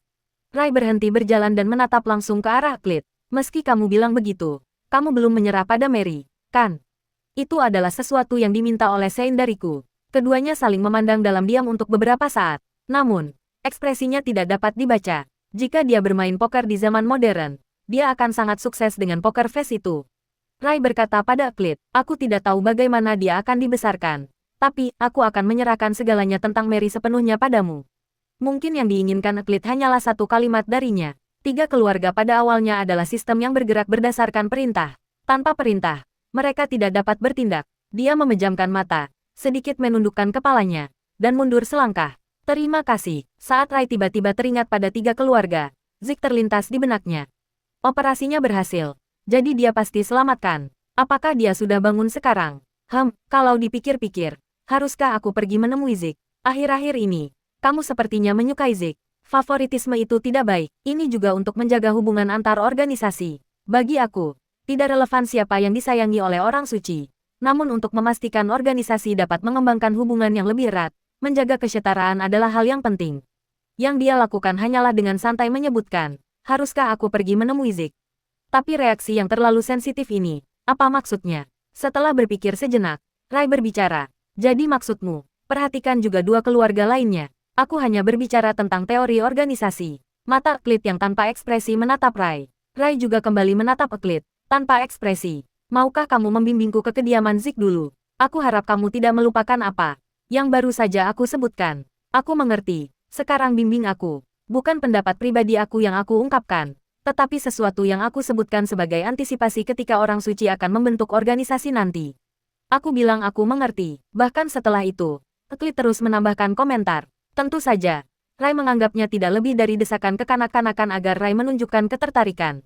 Zik telah menjadi ahli pedang dan diberikan sebuah rumah besar oleh kerajaan suci. Rumah besarnya, meski agak jauh, terletak di Selonia. Yang dia tahu tentang rumah Zik yang mengesankan hanyalah bahwa rumah itu terletak jauh di pegunungan, tidak ada lagi. Oleh karena itu, Rai tidak punya pilihan selain meminta bimbingan Eklit. Biasanya dia sangat pendiam dengan kata-katanya. Dia terus mengobrol di samping Rai saat mereka bergerak. Rai berpikir dalam hati bahwa dia tampak lebih pemarah dari yang diharapkan. Rumah Zik sama sekali tidak dekat, meskipun terletak di Selonia. Namun letaknya jauh di pegunungan, membuat pendakiannya cukup memakan waktu. Hutan macam apa ini? Hampir seperti desa peri, bukan? Apakah kamu pernah ke desa peri? Sebelum aku datang ke Holy Kingdom, aku praktis tinggal di desa peri. Benar-benar, elf adalah ras penyendiri yang cenderung menolak spesies lain, bukan? Aku tahu, orang-orang itu sangat menyukai sikap tertutup mereka. Karena percakapannya tidak mengalir lancar, Eklit memutuskan untuk tetap diam. Setelah tinggal di rumah yang sama, dia dengan sedih menyadari bahwa orang suci akan berbicara seperti itu. Sepertinya jalan kita masih panjang. Kita bahkan belum mencapai setengahnya. Tanggapan Eklit terhadap gumaman Rai sangat mengejutkan. Kalau terus begini, rumah Zik mungkin berada di wilayah lain. Bahkan belum sampai setengah jalan. Meskipun kami tidak berjalan dengan mana yang menyelimuti kami berjalan tanpa henti selama setengah hari. Jika kami menolak pengawalan pasukan penjaga dan hanya pergi bersama Eklit, seberapa lambatkah jadinya jika pasukan bergabung dengan kami? Terutama di pegunungan ini, gerutu Rai. Apakah masuk akal untuk memindahkan pasien yang terluka parah ke rumah seperti ini? Akan jauh lebih baik jika dia tinggal di kastil Selonia saja. Eklit menanggapinya. Setelah orang suci itu pingsan, guru Zik sangat mengkhawatirkannya hingga mulutnya hampir berbusa. Zik melakukannya. Ya, dia tidak akan membiarkan orang lain mendekat. Kata-kata Eklit sangat tidak terduga. Bagaimana Zik bisa bangun begitu cepat dan menawarkan diri untuk mengantarnya setelah menjalani operasi luka-lukanya? Apakah itu kekuatan mental seorang ahli pedang? Meskipun seorang ahli pedang berada di luar kemampuan manusia, mustahil untuk bergerak dengan hati yang patah. Namun Zik pindah. Terkadang, kemauan manusia tampaknya menghasilkan keajaiban. Setelah merenung sejenak, Rai bertanya, kalau begitu, bukankah cukup untuk memulihkan diri di mansionku? Eklit menggelengkan kepalanya mendengar kata-katanya. Setelah melihat kondisi Sein membaik, dia mempercayakan Sein itu kepada aku dan kembali ke mansion. Dia mengatakan bahwa seorang pelayan yang sekarat tidak bisa berada di sisi tuannya. Rai cukup terharu. Pernahkah ada orang yang begitu menyayanginya? Sekalipun. Tentu tidak, bahkan setelah mencapai status tinggi, kekayaan, dan prestasi di kehidupan masa lalunya, dia tidak bisa memikirkan siapapun yang menandingi Zik. Hanya dengan menjadi orang suci, banyak orang mengikutinya dalam hidup mereka. Eklit di sini akan mengikuti apapun yang dia katakan jika itu adalah perintah. Karena itulah Rai tidak sembarangan memberi perintah. Mungkin itu sebabnya Zik dan Eklit, yang mengetahui hal ini, telah mengembangkan kepercayaan yang lebih dalam. Dibandingkan saat pertama kali mereka bertemu. Dalam beberapa hal, bahkan lebih dibandingkan dengan Iril, itu mengingatkannya, ketika dia sampai di rumah Zik, hanya 3 keluarga dan dirinya sendiri yang akan ada di sana. Ini situasi yang sangat tidak biasa, jadi sebuah pemikiran kecil muncul. Eklit dan Zik mungkin tahu tentang utusan ilahi tetapi tidak tahu wajah mereka. Mungkin bagus untuk bertemu semua orang di mansion sekarang. Selagi Rai memikirkan hal ini, Eklit berbicara kepadanya. Sage, ya, apakah lengan itu? Baik-baik saja. Ini, Rai mengangkat lengan kirinya saat dia berbicara. Rona hitam yang masih mendominasi lengan kirinya menunjukkan tanda yang diukir Aira. Dia menyeringai malu-malu. Tidak ada yang bisa aku lakukan terhadap energi iblis yang meresap ke dalam tulang, tapi tidak ada rasa sakit yang khusus. Tapi yang ada di dalamnya bukan hanya energi iblis, kan? Apa yang tersembunyi di lengannya adalah energi magis naga asli. Bahkan Rai sendiri tidak tahu apa yang mungkin terjadi di masa depan. Sepertinya dia sering mengalami mimpi buruk, tapi menurutnya tidak mungkin membiarkannya saja akan menimbulkan masalah. Bahkan jika dia tidak ingin meninggalkannya, tidak ada cara untuk menghapusnya. Melihat wajah khawatir Klit dalam sikapnya yang tanpa ekspresi, Rai membelai kepalanya. Jangan khawatir, aku membunuh naga aslinya. Aku bisa menangani sedikit keajaiban. Dipahami, dia menundukkan kepalanya dan menutup matanya sebagai respons terhadap gerakan Rai. Dia tampak rendah hati, namun telinganya memerah karena malu. Terlebih lagi, kekuatan suci yang terpancar dari sisinya membuatnya merasa hangat dan menyenangkan. Tidak peduli seberapa kuat ketabahan mentalnya untuk melawan pengaruh seperti itu, kesenangannya tidak dapat ditolak. Hari ini, Klit menganggap Saint muda itu tampak cukup jantan. Menduga itu melampaui lingkaran ke-8. Apa maksudnya? Majelis itu dilanda kekacauan. Penyihir hebat dari lingkaran ke-8. Itu pada dasarnya berarti seorang dewa. Sejak era sihir, tidak ada seorang pun yang mengaku sebagai dewa. Dan untuk alasan yang bagus, belum ada penyihir di atas lingkaran ke-7. Lingkaran ke-6 adalah batas bagi manusia. Mencapai wilayah itu adalah hal yang jarang terjadi di kalangan penyihir, apalagi minoritas kecil. Bahkan ada saatnya setengah abad berlalu tanpa munculnya lingkaran ke-6. Jadi berada di lingkaran ke-6 sudah cukup untuk dihormati sebagai penyihir hebat.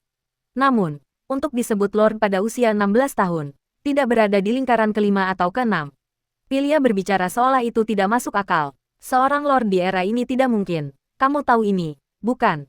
Setelah era kehancuran, kita tidak hanya kehilangan mantra kuno dan teks sihir, namun gelar Lord sendiri merupakan warisan dari era sihir. Mungkin kerajaan suci salah. Eclair menggelengkan kepalanya mendengar kata-katanya. Sebelum memasuki upacara pembaptisan, Sage memperagakan mantra. Para bangsawan mendengarkan dengan tenang kata-kata Eclair. Dia berhenti sejenak sebelum berbicara. Mantra itu berasal dari alam yang bahkan tidak terlihat di era sihir. Mungkinkah? Selena menutup mulutnya dengan tangannya, seolah dia telah menebak sesuatu yang tidak terbayangkan. Sebuah alam yang tak terlihat bahkan selama era sihir. Hanya ada satu kemungkinan, itu adalah mantra lingkaran ke-9, Meteor. Bang, Pilia membanting tinjunya ke atas meja. Itu tidak masuk akal. Tidak ada yang berusaha menahan ledakannya. Karena perkataannya memang tidak masuk akal. Namun, mereka yang benar-benar menyaksikannya saat upacara pembaptisan menggelengkan kepala tak percaya. Peristiwa yang terjadi di depan mata mereka tidak dapat dianggap tidak ada hubungannya dengan kenyataan. Eclair dengan tegas menegaskan kembali, itu benar, orang suci saat ini, setidaknya harus disapa dengan hormat sebagai Tuan. Selena merenungkan kata-katanya sejenak sebelum berbicara. Kalau begitu, bisakah kita melakukan pemeriksaan lingkaran terhadap orang suci di Kekaisaran Lesian? Diskusikan hal itu dengan orang suci. Ingatlah, siapapun yang berbicara, orang suci bukanlah seseorang yang mudah dibujuk untuk pergi. Kata-katanya menyiratkan bahwa kerajaan suci menyerahkan verifikasi lingkaran sepenuhnya kepada orang suci. Gregory membalas pernyataan Eclair, namun, orang suci itu terampil menggunakan pedang. Seperti yang telah dilihat semua orang, gerakan yang ditunjukkan di konferensi tersebut bukanlah gerakan yang dilakukan oleh penyihir biasa.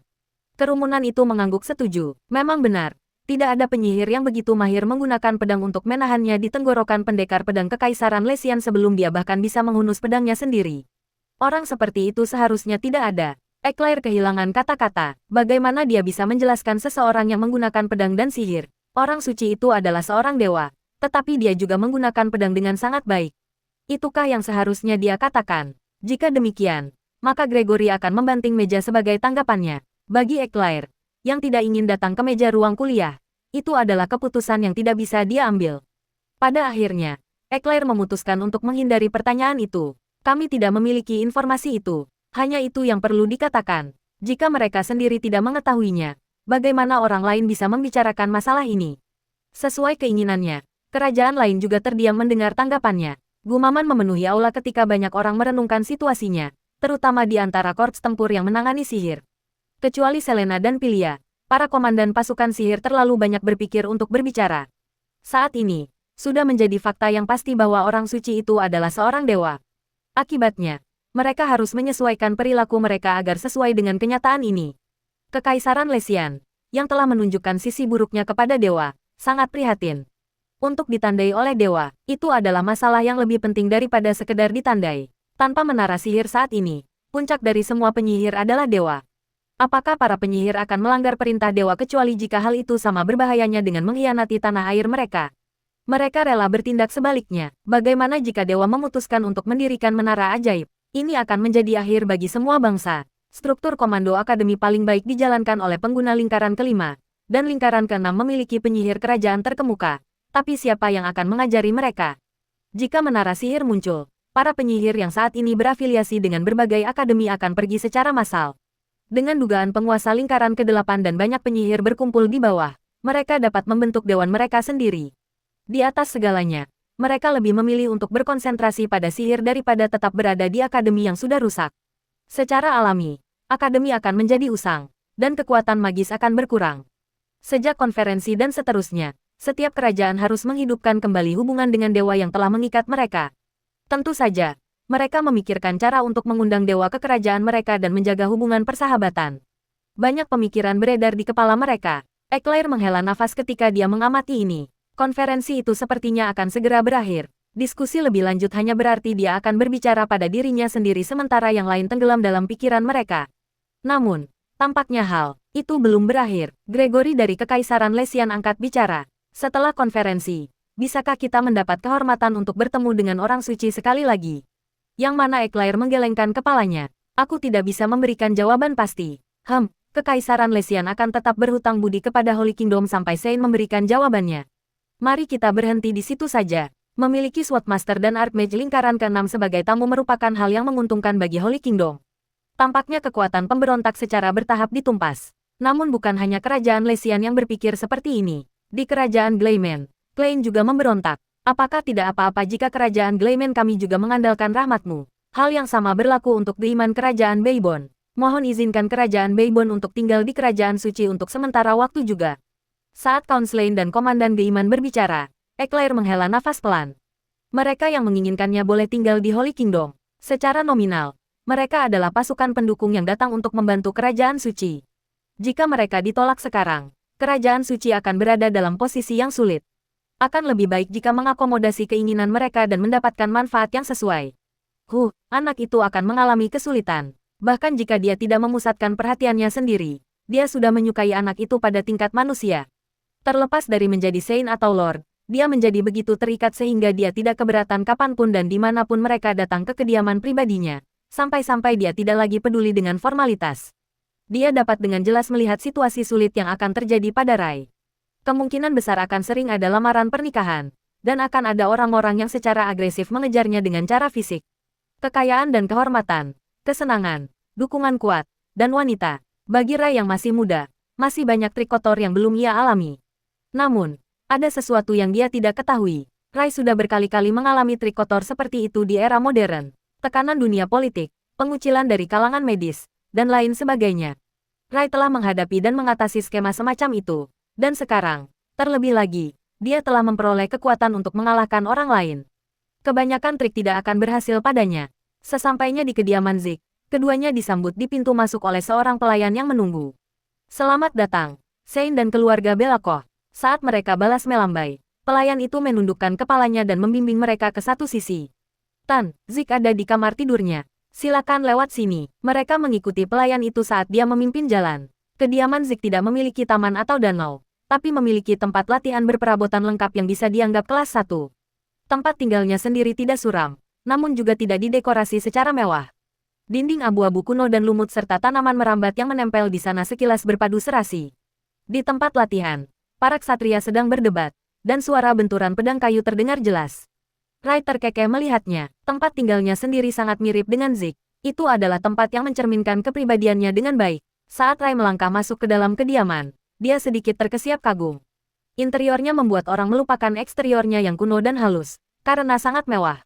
Jika semewah ini, hampir bisa dibandingkan dengan kediaman seorang duke. Lobi besar dan ballroom di dalamnya merupakan lambang kemegahan. Rai bergumam pada dirinya sendiri. Apakah Zik selalu menyukai kemewahan seperti itu? Eclipse menjawab pertanyaan itu. Pemilik kediaman sebelumnya lah yang menyukai kemegahan. Tuan Zik, mungkin hanya punya andil di luar. Sepertinya kamu tahu banyak. Lagi pula, ini masalah 3 keluarga. Saat keduanya berbicara, mereka segera sampai di depan kamar tidur Zik. Pelayan itu perlahan menundukkan kepalanya dan melangkah mundur. dan Rai membuka pintu kamar. Zik segera bangkit menyambut mereka. Aku menyambut kamu, Sein. Tetaplah berbaring, tubuhmu belum pulih sepenuhnya. Itu tidak mungkin, Zik berkata dengan ekspresi serius. Untuk memeriksa kondisimu, kamu perlu berbaring. Dipahami, dia segera berbaring di tempat tidur. Rai, sambil tersenyum tipis, merasakan denyut nadi Zik. Dia bisa merasakan denyut nadinya berdetak teratur. Angkat pakaianmu. Ya, Zik mengangkat pakaian yang dikenakannya. Tubuh tegap terlihat, dengan jaringan otot-otot besar yang rapat. Di antaranya terlihat jahitan. Rai mengagumi pemandangan itu. Memang benar, seorang SWAT Master sungguh luar biasa. Lukanya sudah sembuh begitu cepat. Belum beberapa hari berlalu, namun lukanya sudah cukup pulih untuk melepaskan jahitannya. Rai langsung mengeluarkan jahitan mana yang dibuatnya. Zik tidak mengeluarkan suara, meski mungkin kesakitan. Rai kemudian melepas jahitan dari area jahitan di perut dan samping juga. Dengan ini, kamu seharusnya tidak mengalami masalah dalam aktivitas sehari-hari. Hanya saja, jangan bergerak terlalu agresif. Dipahami, setelah Rai menyelesaikan pemeriksaan, Klit berkomentar bahwa lukanya sudah sembuh. Apakah itu berarti meskipun membusuk, seseorang masih menjadi SWAT Master? Mengapa Klit Nim datang ke sini? Aku baik-baik saja bahkan tanpa orang sibuk harus datang. Hahaha, itu hanya karena orang suci itu ingin pergi. Jadi aku mengikutinya. Aku benar-benar penasaran dari mana rasa percaya diri yang tidak berdasar itu berasal. Berpikir bahwa aku datang hanya untuk menemui kamu. Keduanya saling melotot dengan dingin, menggeram. Rai turun tangan saat itu. Jangan berkelahi satu sama lain. Jika kamu bertarung bahkan di saat normal, apa yang akan kamu lakukan ketika itu benar-benar penting? Kemudian, Zik dan Klit merespons. Ya, aku benci orang yang paling sering bertengkar satu sama lain di dunia. Aku minta maaf. Begitu keduanya berhenti bertengkar, Rai bertanya kepada Zik tentang kamar yang akan dia tempati. Zik kemudian mengantar Rai ke sebuah ruangan yang disiapkan untuk tamu. Dia telah berjalan hampir sepanjang hari dan berpikir untuk menghilangkan rasa lelah yang menumpuk dan bersantai. Dan pada malam harinya, dia berencana untuk memanggil semua anggota 3 keluarga, yang belum pernah mereka temui secara langsung. Zik dari Kadipaten Trey dan Klit dari keluarga Belakoh. Selain itu, 7 penjaga. Bukankah mereka semua ada di sini? Tidak masuk akal bagi mereka yang perlu bekerja sama untuk tidak mengetahui wajah satu sama lain. Tentu saja, setiap orang mempunyai tugas dan misinya masing-masing. Tetapi itu adalah satu hal, dan itu adalah hal lain. Malam ini, ketiga keluarga akan bertemu untuk pertama kalinya.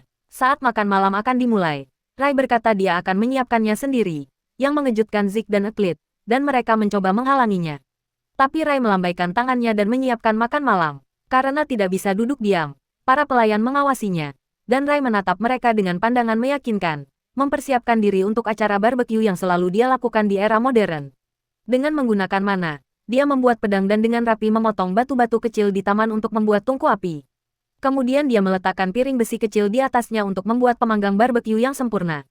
Zik dan Klit diam-diam mengungkapkan kekaguman mereka. Zik terkesan dengan ilmu pedang Rai saat dia memotong batu dengan rapi. Dan Klit mengagumi hatinya karena secara pribadi melayani bawahannya. Ketika semuanya tampak hampir siap, Rai melihat ke suatu tempat dan berkata, "Makan malam sudah siap, keluarlah sekarang." Mendengar kata-kata itu, 7 sosok yang mengenakan pakaian tidur muncul entah dari mana. Segera, Zik menghunus pedangnya dari pinggangnya. Perubahan, hal yang sama juga berlaku pada Klit. Rasa dingin yang luar biasa terpancar dari sekelilingnya. Hingga beberapa saat yang lalu, mata Zik yang tadinya rileks, kini mengeras dingin. Beraninya seorang pembunuh datang ke tempat ini. Tolong, mundur. Keduanya memancarkan aura tajam, saling berhadapan. Tapi di dalam, mereka tegang. Aku tidak bisa merasakan kehadiran mereka meskipun mereka sangat dekat. Itu berarti jika mereka mau, mereka bahkan bisa membunuhnya. Seorang ahli pedang. Hal yang sama juga terjadi pada Klit. Tapi dia punya satu tebakan. Kekuatan dalam kegelapan. Keluarga yang sangat rahasia. Tidak ada yang diketahui tentang keluarga mereka. Bahkan nama mereka. Bahkan oleh Holy Kingdom. Hanya diketahui bahwa mereka selalu berada di sekitar The Seine. Di antara mereka yang menanggapi panggilan Rai, Hong Yong berjalan ke arahnya. Lalu, Zik menghunuskan pedangnya dalam sekejap. Kaang, Soyong masuk dan memblokir pedangnya. Bahkan hanya dengan pandangan sekilas, terlihat jelas bahwa gadis kecil itu telah berhasil memblokir pedang Zik dengan belatinya. Saat makan malam akan dimulai, Rai mengumumkan bahwa dia akan menyiapkannya sendiri, menyebabkan Zik dan Klit menjadi pucat dan segera mencoba membujuknya. Namun, Rai melambaikan tangannya dengan acuh dan mulai menyiapkan makanan. Para pelayan, yang gelisah dan tidak bisa duduk diam, menemukan ketenangan dalam tatapan percaya diri Rai saat dia bersiap untuk barbeque. Gaya memasak yang dia kenal dari zaman modern. Menggunakan mana, Dia membuat pedang dan dengan terampil mengiris batu-batu kecil di taman untuk membuat piring panggangan yang sempurna. Kemudian dia meletakkan pelat besi kecil di atasnya, menciptakan pemanggang barbeque yang ideal. Zik dan Euclid mengungkapkan keheranan mereka dengan nada pelan. Zik mengagumi ilmu pedang Rai saat dia mengukir batu dengan rapi. Sementara Euclid terkesan dengan kesediaan Rai untuk melayani bawahannya secara pribadi. Rai memandang ke kejauhan seolah semuanya sudah siap dan berseru. Makanannya sudah disiapkan. Keluarlah sekarang. Menanggapi perkataannya, 7 sosok yang berpakaian untuk perjalanan malam muncul entah dari mana. Segera, pedang Zik terlepas dari sarungnya. Perubahan. Euclid bereaksi dengan cara yang sama. Hawa dingin yang luar biasa memancar darinya. Tatapan mata Zik yang tadinya santai kini mengeras dengan intensitas dingin. Beraninya para pembunuh menginjakkan kaki di sini.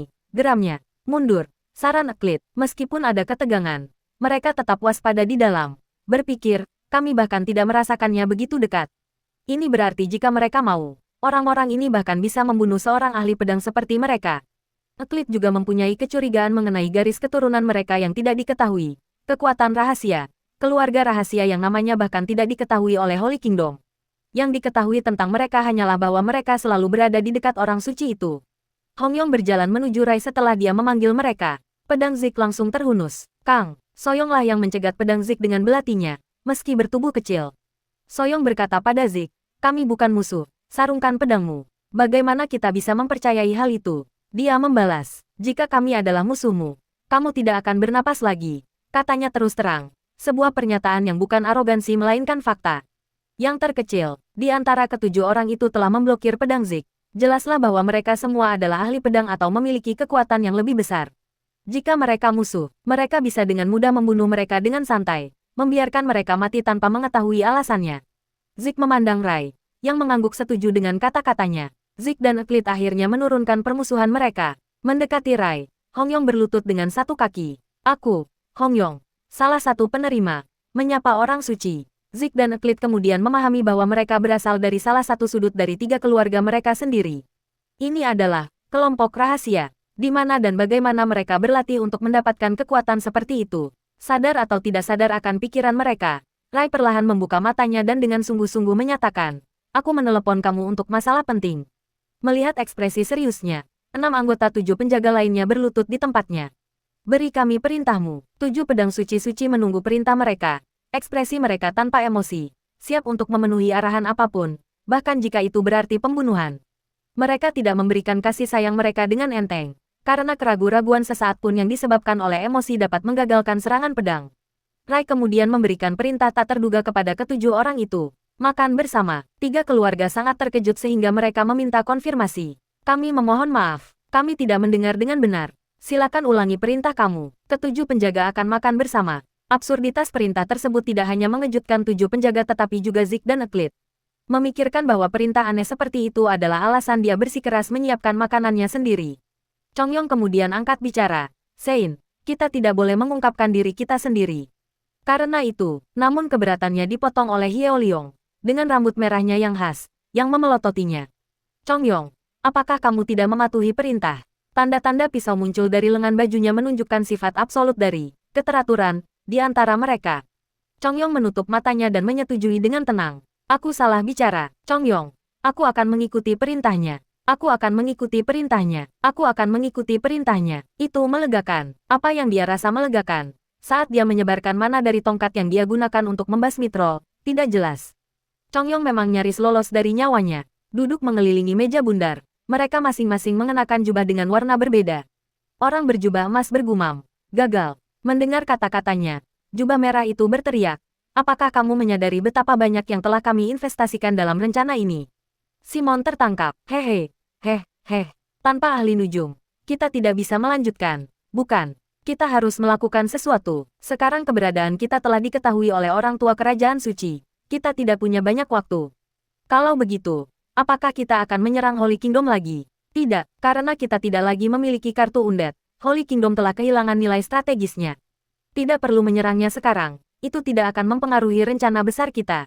Mendengarkan percakapan itu dengan tenang, orang yang mengenakan jubah biru berkata, tetapi sekarang orang tua itu mengetahui keberadaan kita sampai batas tertentu. Bukankah kita harus melenyapkan Holy Kingdom?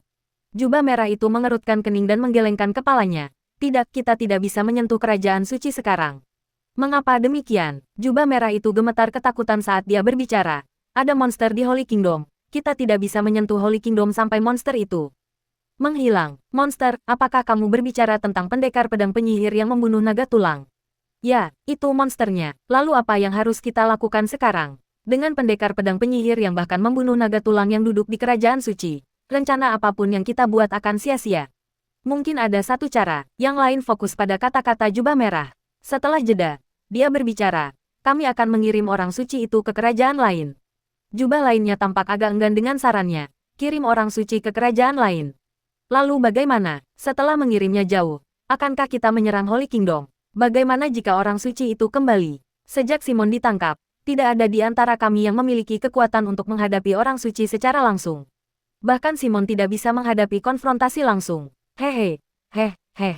Mendengar kata-kata mereka, jubah merah itu dengan tenang berkata, kami tidak punya pilihan lain sekarang. Kami hanya bisa berharap agar orang suci itu hidup dengan tenang kemanapun dia pergi. Selain itu, banyak kerajaan yang berselisih soal Sein. Bukankah lebih baik jika salah satu dari mereka membawanya dan dia hidup damai? Apakah kamu serius menyarankan itu sekarang? Mendengar kata-kata si jubah emas, si jubah merah berteriak, apakah ada yang punya ide lebih baik? Jika kamu punya rencana yang lebih baik, aku akan mengikutimu. Mendengar kata-katanya, jubah emas dan semua orang terdiam. Mereka sendiri tidak punya rencana tajam. Bagaimana mungkin mereka bisa menghentikan manusia super yang bahkan telah membunuh naga tulang? Jika mereka memprovokasi dia sekarang, hanya masalah waktu sebelum mereka runtuh. Lebih baik menunggu rencana yang tepat muncul atau sampai orang suci itu hidup dengan tenang. Tidak dapat menahan rasa frustrasinya, jubah merah itu menghantam salah satu sisi dinding. Dindingnya runtuh, menciptakan lubang besar. Brengsek, dari mana orang seperti itu muncul? Dia berteriak sambil memegangi kepalanya. Pertemuan itu sangat sunyi, meski jelas berada di taman dengan suasana yang nyaman untuk pesta barbeque. Zik dan Osit terdiam saat mereka memantau perangkat penerima, dan penerima itu sendiri tidak terbiasa menunjukkan dirinya dan makan dengan cara seperti itu, yang membuatnya canggung. Rai memandang mereka dan berkata, tahukah kamu mengapa aku mengumpulkan kalian semua untuk bersikeras makan bersama? Yang dijawab dengan tenang oleh Hong Yong. Apakah itu karena kamu ingin kami mengenal wajah satu sama lain? Kamu setengah benar dan setengah salah. Rai menggelengkan kepalanya saat berbicara, dan mereka yang tidak dapat menebak alasannya tidak dapat menyembunyikan kebingungan mereka. Dia melanjutkan sambil meletakkan daging di atas panggangan yang sudah dirakit dengan tergesa-gesa. Aku berharap kamu bekerja sama satu sama lain daripada bertindak sendiri-sendiri. Karena tidak sopan bertanya lebih lanjut, mereka hanya mendengarkan kata-kata Rai dalam diam. Organisasi ada untuk saling mengkompensasi kelemahan satu sama lain. Bergerak secara mandiri seperti yang kita lakukan sekarang tidaklah efisien. Kata-kata Rai diakui sampai batas tertentu oleh mereka. Namun, karena mereka sudah lama diberi peran masing-masing dan terbiasa menjalankannya untuk mendukung Sein, kata-kata Rai tidak berdampak banyak pada mereka. Maafkan aku, Sein, namun hal tersebut bukanlah pekerjaan yang asing bagi kami, sehingga mungkin mengakibatkan efisiensi yang lebih rendah. Osit berbicara, dan Rai menyetujuinya. Itu benar, namun, hal itu akan teratasi seiring berjalannya waktu. Ini mungkin tidak efisien pada awalnya, tetapi akan menjadi lebih baik setelah beberapa tahun. Jika orang suci memerintahkannya, maka kita akan mengikuti. Rai menggelengkan kepalanya lagi. Aku tidak ingin mengikat kamu dengan paksa. Akan lebih baik jika kita bergerak seperti sekarang jika itu masalahnya. Secara sederhana, yang dia maksud adalah dia tidak akan menahan mereka dengan perintah. Mereka hanya akan bekerja sama jika mereka memilih melakukannya secara sukarela. Zik langsung menjawab tanpa meluangkan waktu untuk berpikir. Aku tidak keberatan. Saat ini, pandangan semua orang beralih ke Zik. Saat dia memindahkan daging yang sudah matang ke piring, dia berkata, jika itu memberikan dukungan kepada orang suci secara efisien, aku akan menyetujui tugas apapun. Mengikuti kata-katanya, Osit menghela nafas. Hah, itu berarti melanggar tradisi keluargamu di generasimu. Kamu mengerti maksudnya, kan?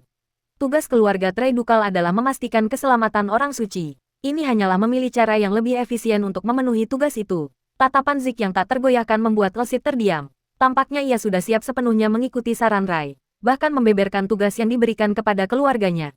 Penerima, setelah bertukar pandang beberapa kali, Hong Yong berbicara, kami juga setuju, tidak diperlukan kata-kata lebih lanjut. Dengan kata-kata persetujuannya untuk bekerja sama, penerima lainnya juga mengangguk. Tampaknya Hong Yong, bukan Hak Yong, yang mewakili mereka. Memang benar, kalau soal persembunyian, Hong Yong lah yang memiliki tingkat siluman tertinggi. Hong Yong membuka mulutnya lagi. Misi keluarga Den adalah mematuhi perintah orang suci. Namun, dan berjanji untuk bekerja sama dengan pihak lain terlepas dari itu. Dengan keluarga Trey Dukal dan keluarga Den yang menjanjikan kerja sama, hanya keluarga Belakoh yang tersisa. Artinya, hanya Alcid yang tersisa. Dia menghela nafas pelan dengan bibir kecilnya dan berkata, "Hah, baiklah, Belakoh juga akan bekerja sama." Zik tersenyum licik mendengar kata-kata Klit. Tapi senyuman itu segera mengeras setelah kata-katanya selanjutnya. Keluarga Belakoh kami bertanggung jawab atas informasi. Misi keluarga kami adalah selalu berada di sisi orang suci. Pada akhirnya, ini berarti pernikahan. Gregory dan Selena, yang berasal dari kerajaan Lesian, berusaha mati-matian untuk membawa Rai pergi. Setelah selesai menghubungi kekaisaran, tugas mereka adalah mencari kerjasama dari kerajaan suci.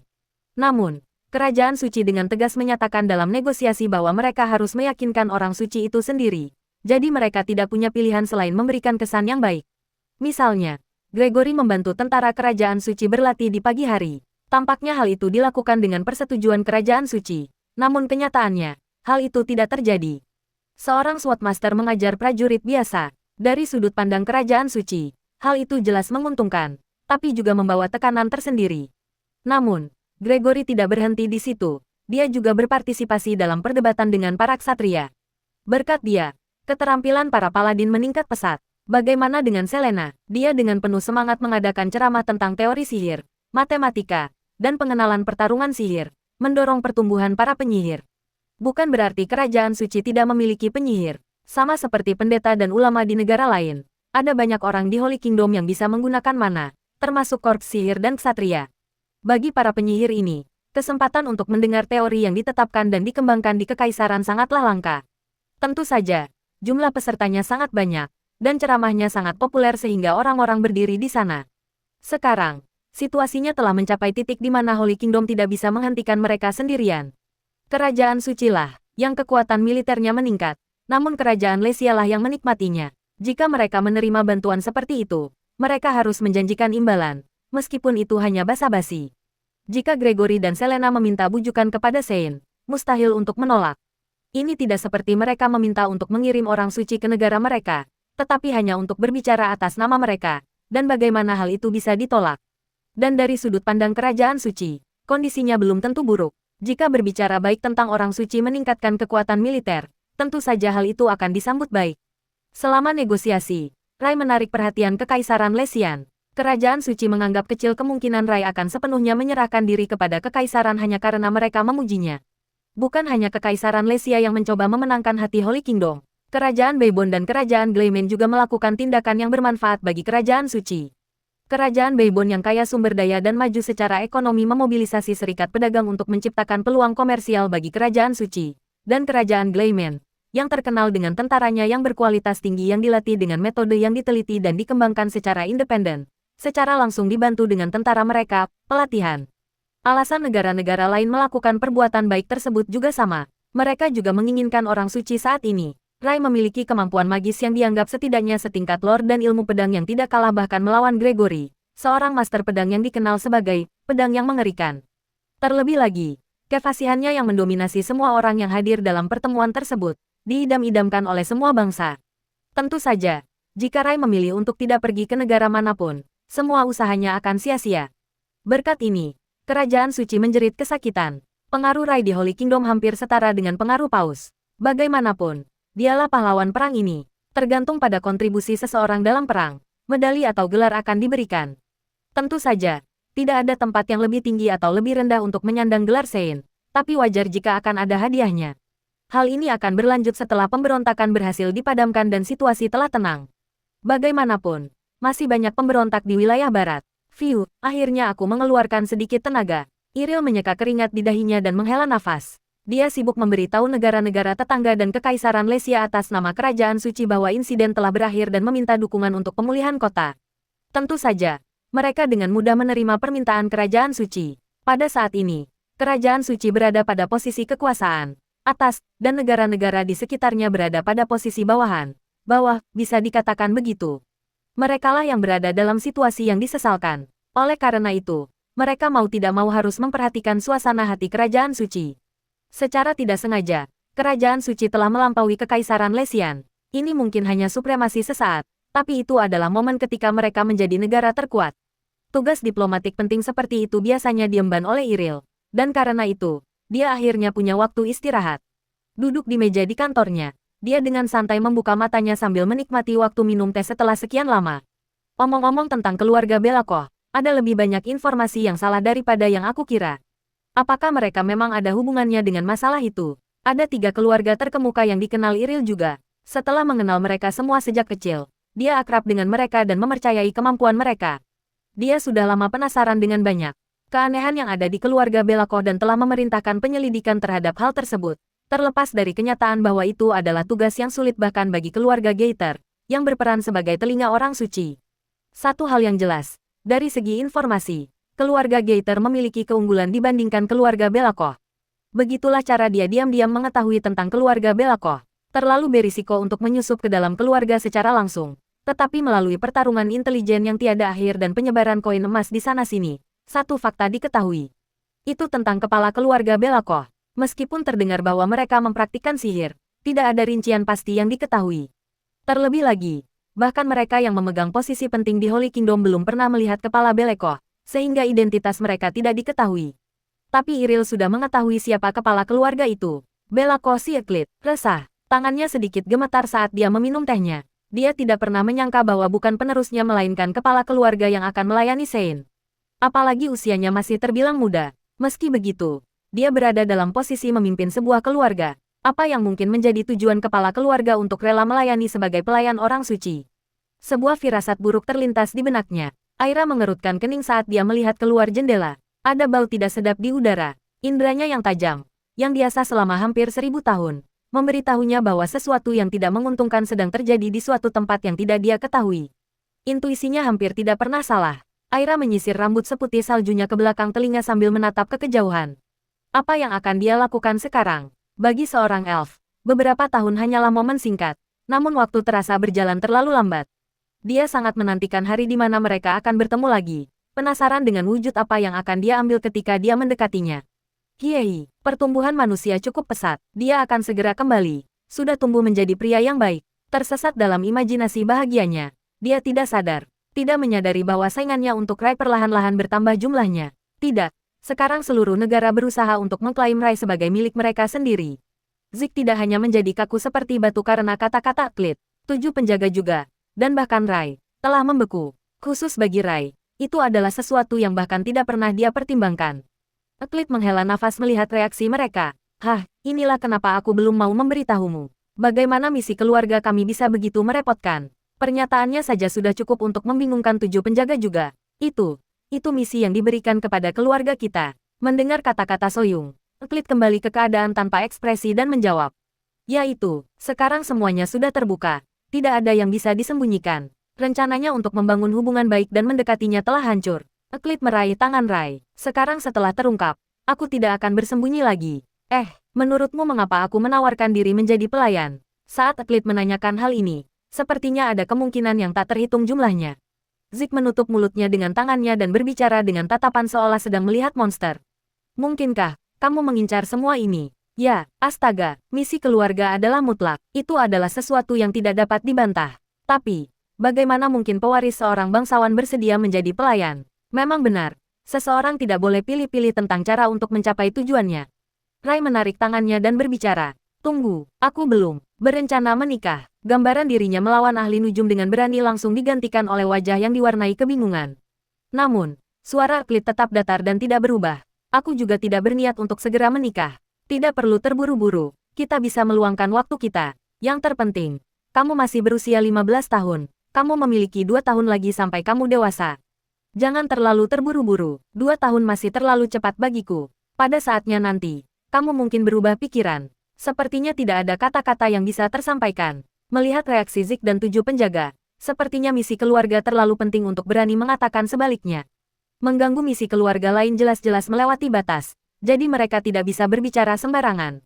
Zik berhenti makan dagingnya dan tiba-tiba berlutut. Mohon maafkan ketidakmampuanku untuk mencegah hal ini, Sein. Ku bilang aku tidak berencana menikah. Rai berteriak keras. Dia hanya ingin ketiga keluarga bersatu dan bekerja sama. Tidak, dia telah mencapai tujuan itu. Mereka saling mengenal dan mengikuti pendapatnya. Namun dia tidak pernah menduga komplikasi tak terduga ini. Pernikahan, di saat dia terlalu sibuk memikirkan masa depan. Rai menggelengkan kepalanya dengan keras. Akan menjadi bencana jika Aira mendengarnya. Apa itu? Setiap orang memiliki keadaan sulitnya masing-masing untuk dibicarakan. Rai menanggapi kata-kata Iril dengan lemah. Dia menatap 3 orang di depannya. Eklit yang menempel erat tanpa ada niat untuk berpisah. Rai yang sudah menyerah. Dan Zik yang gelisah mondar-mandir seperti istri sah yang suaminya telah dicuri oleh selir. Apa yang sebenarnya terjadi pada mereka? Tidak kembali selama lebih dari 2 hari. Iril menatap Eklit yang menyilangkan tangannya di depan Rai. Entah kenapa, pemandangan itu menjengkelkan. Bisakah kamu mundur sedikit? Lady Eklit, seorang pelayan harus selalu berada di sisi tuannya untuk membantu. Itu adalah poin yang valid. Tapi sepertinya dia terlalu dekat. Kalau begini terus, akan lebih akurat jika dikatakan kalau dia tidak membantu melainkan menahan orang yang dia layani. Iril mengerutkan alisnya. Melihatmu sekarang, tidak ada yang mengira kamu membantu. Memang benar begitu. Permintaan maaf aku. Eklit membuka lengannya tanpa keributan. Namun, jarak di antara mereka tetap tidak berubah. Dia masih cukup dekat sehingga bahu mereka bisa bersentuhan. Hanya saja tanpa lengan yang disilangkan. Iril tertawa canggung. Ho, tidakkah menurutmu kalian terlalu dekat? Aku mencoba untuk mendengarkan dengan cepat apapun yang mungkin dibutuhkan oleh orang suci itu. Jadi mohon jangan terlalu mempermasalahkannya. Aku tidak menyadarinya. Lady Eklit, kamu memang teladan seorang pelayan. Ho, Zeus. Kebuntuan tegang mereka tidak dapat berlanjut. Ini karena beberapa negara, setelah mendengar kembalinya Rai, telah menunggunya. Gregory sedikit menundukkan kepalanya ke arah Rai. Salam untuk kedua orang suci. Sein, mohon maafkan kecerobohan aku sebelumnya. Rai menggelengkan kepalanya pada Gregory. Jangan khawatir tentang hal itu. Terima kasih, dan ini adalah tanda permintaan maaf kami. Saat berbicara, Gregory menyerahkan sebuah kotak perhiasan kecil. Rai hanya bisa tersenyum mendengar hadiah itu disebutkan. Ah, apa perlunya permintaan maaf? Kamu tidak perlu memberiku hal seperti ini. Bahkan saat dia berbicara, tangannya bergerak perlahan menuju kotak perhiasan. Saat membuka kotak itu, ada satu anting hitam di dalamnya. Anting-anting itu, yang diwarnai dengan warna hitam pekat, anehnya tidak memiliki sepasang. Rai memiringkan kepalanya dengan bingung. Bukankah anting biasanya sepasang? Apakah seseorang menukar separuh lainnya dengan hadiah? Atau semacamnya? Gregory menjelaskan saat melihat kebingungannya. Ini jarang terjadi, tapi terkadang kristal kecil terbentuk di ujung ekor Wyvern. Anting ini dibuat khusus dari permata tersebut. Biasanya, kami akan memberikan sepasang. Tetapi bahan untuk anting lainnya tidak diketahui siapapun. Legenda mengatakan bahwa separuh lainnya menunggu pasangannya di suatu tempat. Sebuah legenda, anting dengan legenda. Saat dia memikirkan hal ini, Iril mengenali anting itu. Mata Cecili. Mata apa? Ini semua adalah kata-kata yang tidak diketahui. Iril memandangi anting-anting itu dengan kagum. Berabad-abad yang lalu, ada seorang elf bernama Cecili. Di antara para elf, yang berumur sangat panjang, dia adalah seorang pengrajin terkenal. Namanya masih diwariskan di kalangan manusia hingga saat ini. Anting itu adalah salah satu ciptaannya. Seberapa terkenalkah seseorang jika sebuah anting dapat membawa sebuah legenda? Rai merasakan ada sesuatu yang tidak beres. Kamu memberikan ini padaku. Sepertinya kamu menginginkan sesuatu. Bukan. Menebak niatnya. Gregory tertawa dan berkata, jangan merasa tertekan. Itu hanyalah tanda permintaan maaf dari Kekaisaran Lesian. Aku tidak merasa tertekan sama sekali. Kata-kata Rai tulus. Karena dia benar-benar tidak merasakan beban sama sekali. Hahaha, bagaimanapun, ada sesuatu yang ingin dikatakan Kekaisaran Lesia kepada orang suci itu. Saat Gregory hendak memulai pembicaraan, orang-orang dari kerajaan lain datang. Mereka mengendalikan Kekaisaran Lesia, pesaing terbesar mereka. Mereka menyela kata-kata Gregory. Kita tidak bisa membiarkan orang suci itu direnggut oleh Kekaisaran Lesian di sini. Salam kepada orang-orang suci. Aku Geiman dari Kerajaan Beibon.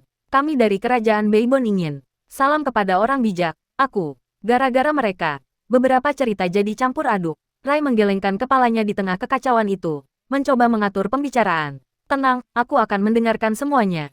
Dimulai dengan Kekaisaran Lesia. Apa yang kamu katakan? Terima kasih. Gregory diam-diam melirik ke sekelilingnya. Pelepasan sedikit niat membunuh dari sang Swordmaster membuat individu-individu dari kerajaan lain tidak dapat mengeluarkan suara. Bahkan jika mereka adalah komandan Ordo Ksatria, mereka hanyalah pengguna aura tingkat tinggi. Mereka bukan tandingan Gregory, yang telah menjadi seorang Swordmaster. Dia melanjutkan, Kekaisaran Lesian ingin memperkuat hubungan kami dengan Kerajaan Suci, dan kami ingin mengundang orang suci untuk mengunjungi kerajaan kami. Maukah kamu mempertimbangkan untuk menemani kami ke Kekaisaran? Desahan penyesalan terucap dari banyak bibir. Dalam isu ini, sangat penting negara mana yang berbicara terlebih dahulu. Jika negara yang pertama berbicara ditolak, maka dipastikan negara berikutnya yang berbicara juga akan ditolak.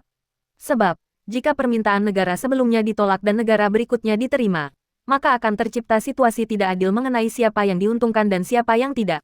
Ketimpangan yang terjadi pada pertemuan beberapa kerajaan nantinya berpotensi menjadi racun bagi kerajaan suci. Rai juga menyadari fakta ini.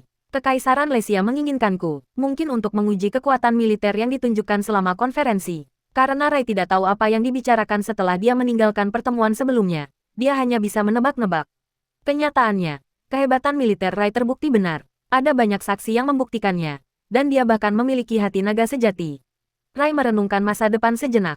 Kekaisaran Lesian adalah negara terkuat di benua ini. Tidaklah buruk untuk menjalin hubungan diplomatik dengan negara seperti itu. Selain itu, dia telah mempertimbangkan untuk mengunjungi Kekaisaran Lesian suatu hari nanti. Kekaisaran Lesian dikenal kurang membeda-bedakan status informasinya.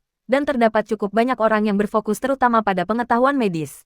Setidaknya, standar medisnya diharapkan berbeda dibandingkan dengan kerajaan suci atau kerajaan lain. Berbeda dengan pemikirannya yang sungguh-sungguh, kekaisaran itu penuh dengan motif tersembunyi. Jika Rai mengunjungi kekaisaran, mereka akan melakukan apapun untuk mempertahankannya di sana. Menyadari bahwa dia bersikap positif, Gregory menambahkan, aku telah mendengar rumor tentang orang suci itu beberapa hari terakhir. Mereka mengatakan kamu telah melipat gandakan hasil panen dengan metode pertanian yang kamu kembangkan. Dan sistem pendeta tentara bayaran juga merupakan saranmu, bukan? Tapi itu berkat bantuan Iril, kata Rai sambil melirik Iril. Lalu Iril mengedipkan mata. Pada saat itu, mata indah Klit sedikit berkibar. Gregorius melanjutkan, Yang Mulia, jika kamu berkenan mengunjungi Lesian, aku ingin membicarakan hal itu juga, katanya. Rai merenung sejenak setelah mendengar kata-katanya. Kekaisaran Lesian sepertinya sedang mempersiapkan suatu usaha, tapi aku tidak tahu apa itu. Cek, dia tidak bisa menahan diri untuk tidak mendecakkan lidahnya sebagai antisipasi. Kalau saja dia tahu apa itu, kerajaan suci akan melakukan banyak hal. Lagi pula, bukanlah masalah kecil ketika negara terkuat berpindah. Namun, ada sesuatu yang tidak dia ketahui. Usaha ini bukan tentang metode pertanian kerajaan suci atau pendeta tentara bayaran. Itu hanya tentang menarik orang suci itu ke negaranya, dan untuk mengikatnya dengan ikatan yang paling kuat, yaitu garis keturunan. Itulah bisnis yang ada dalam pikiran kerajaan Lesia. Gregory berpikir dengan tenang pada dirinya sendiri. Jika orang suci itu benar-benar membunuh naga tulang, maka disebut sebagai negara terkuat di benua ini hanyalah sebuah kebanggaan belaka. Mulai sekarang, tempat dengan individu terkuat akan menjadi negara terkuat.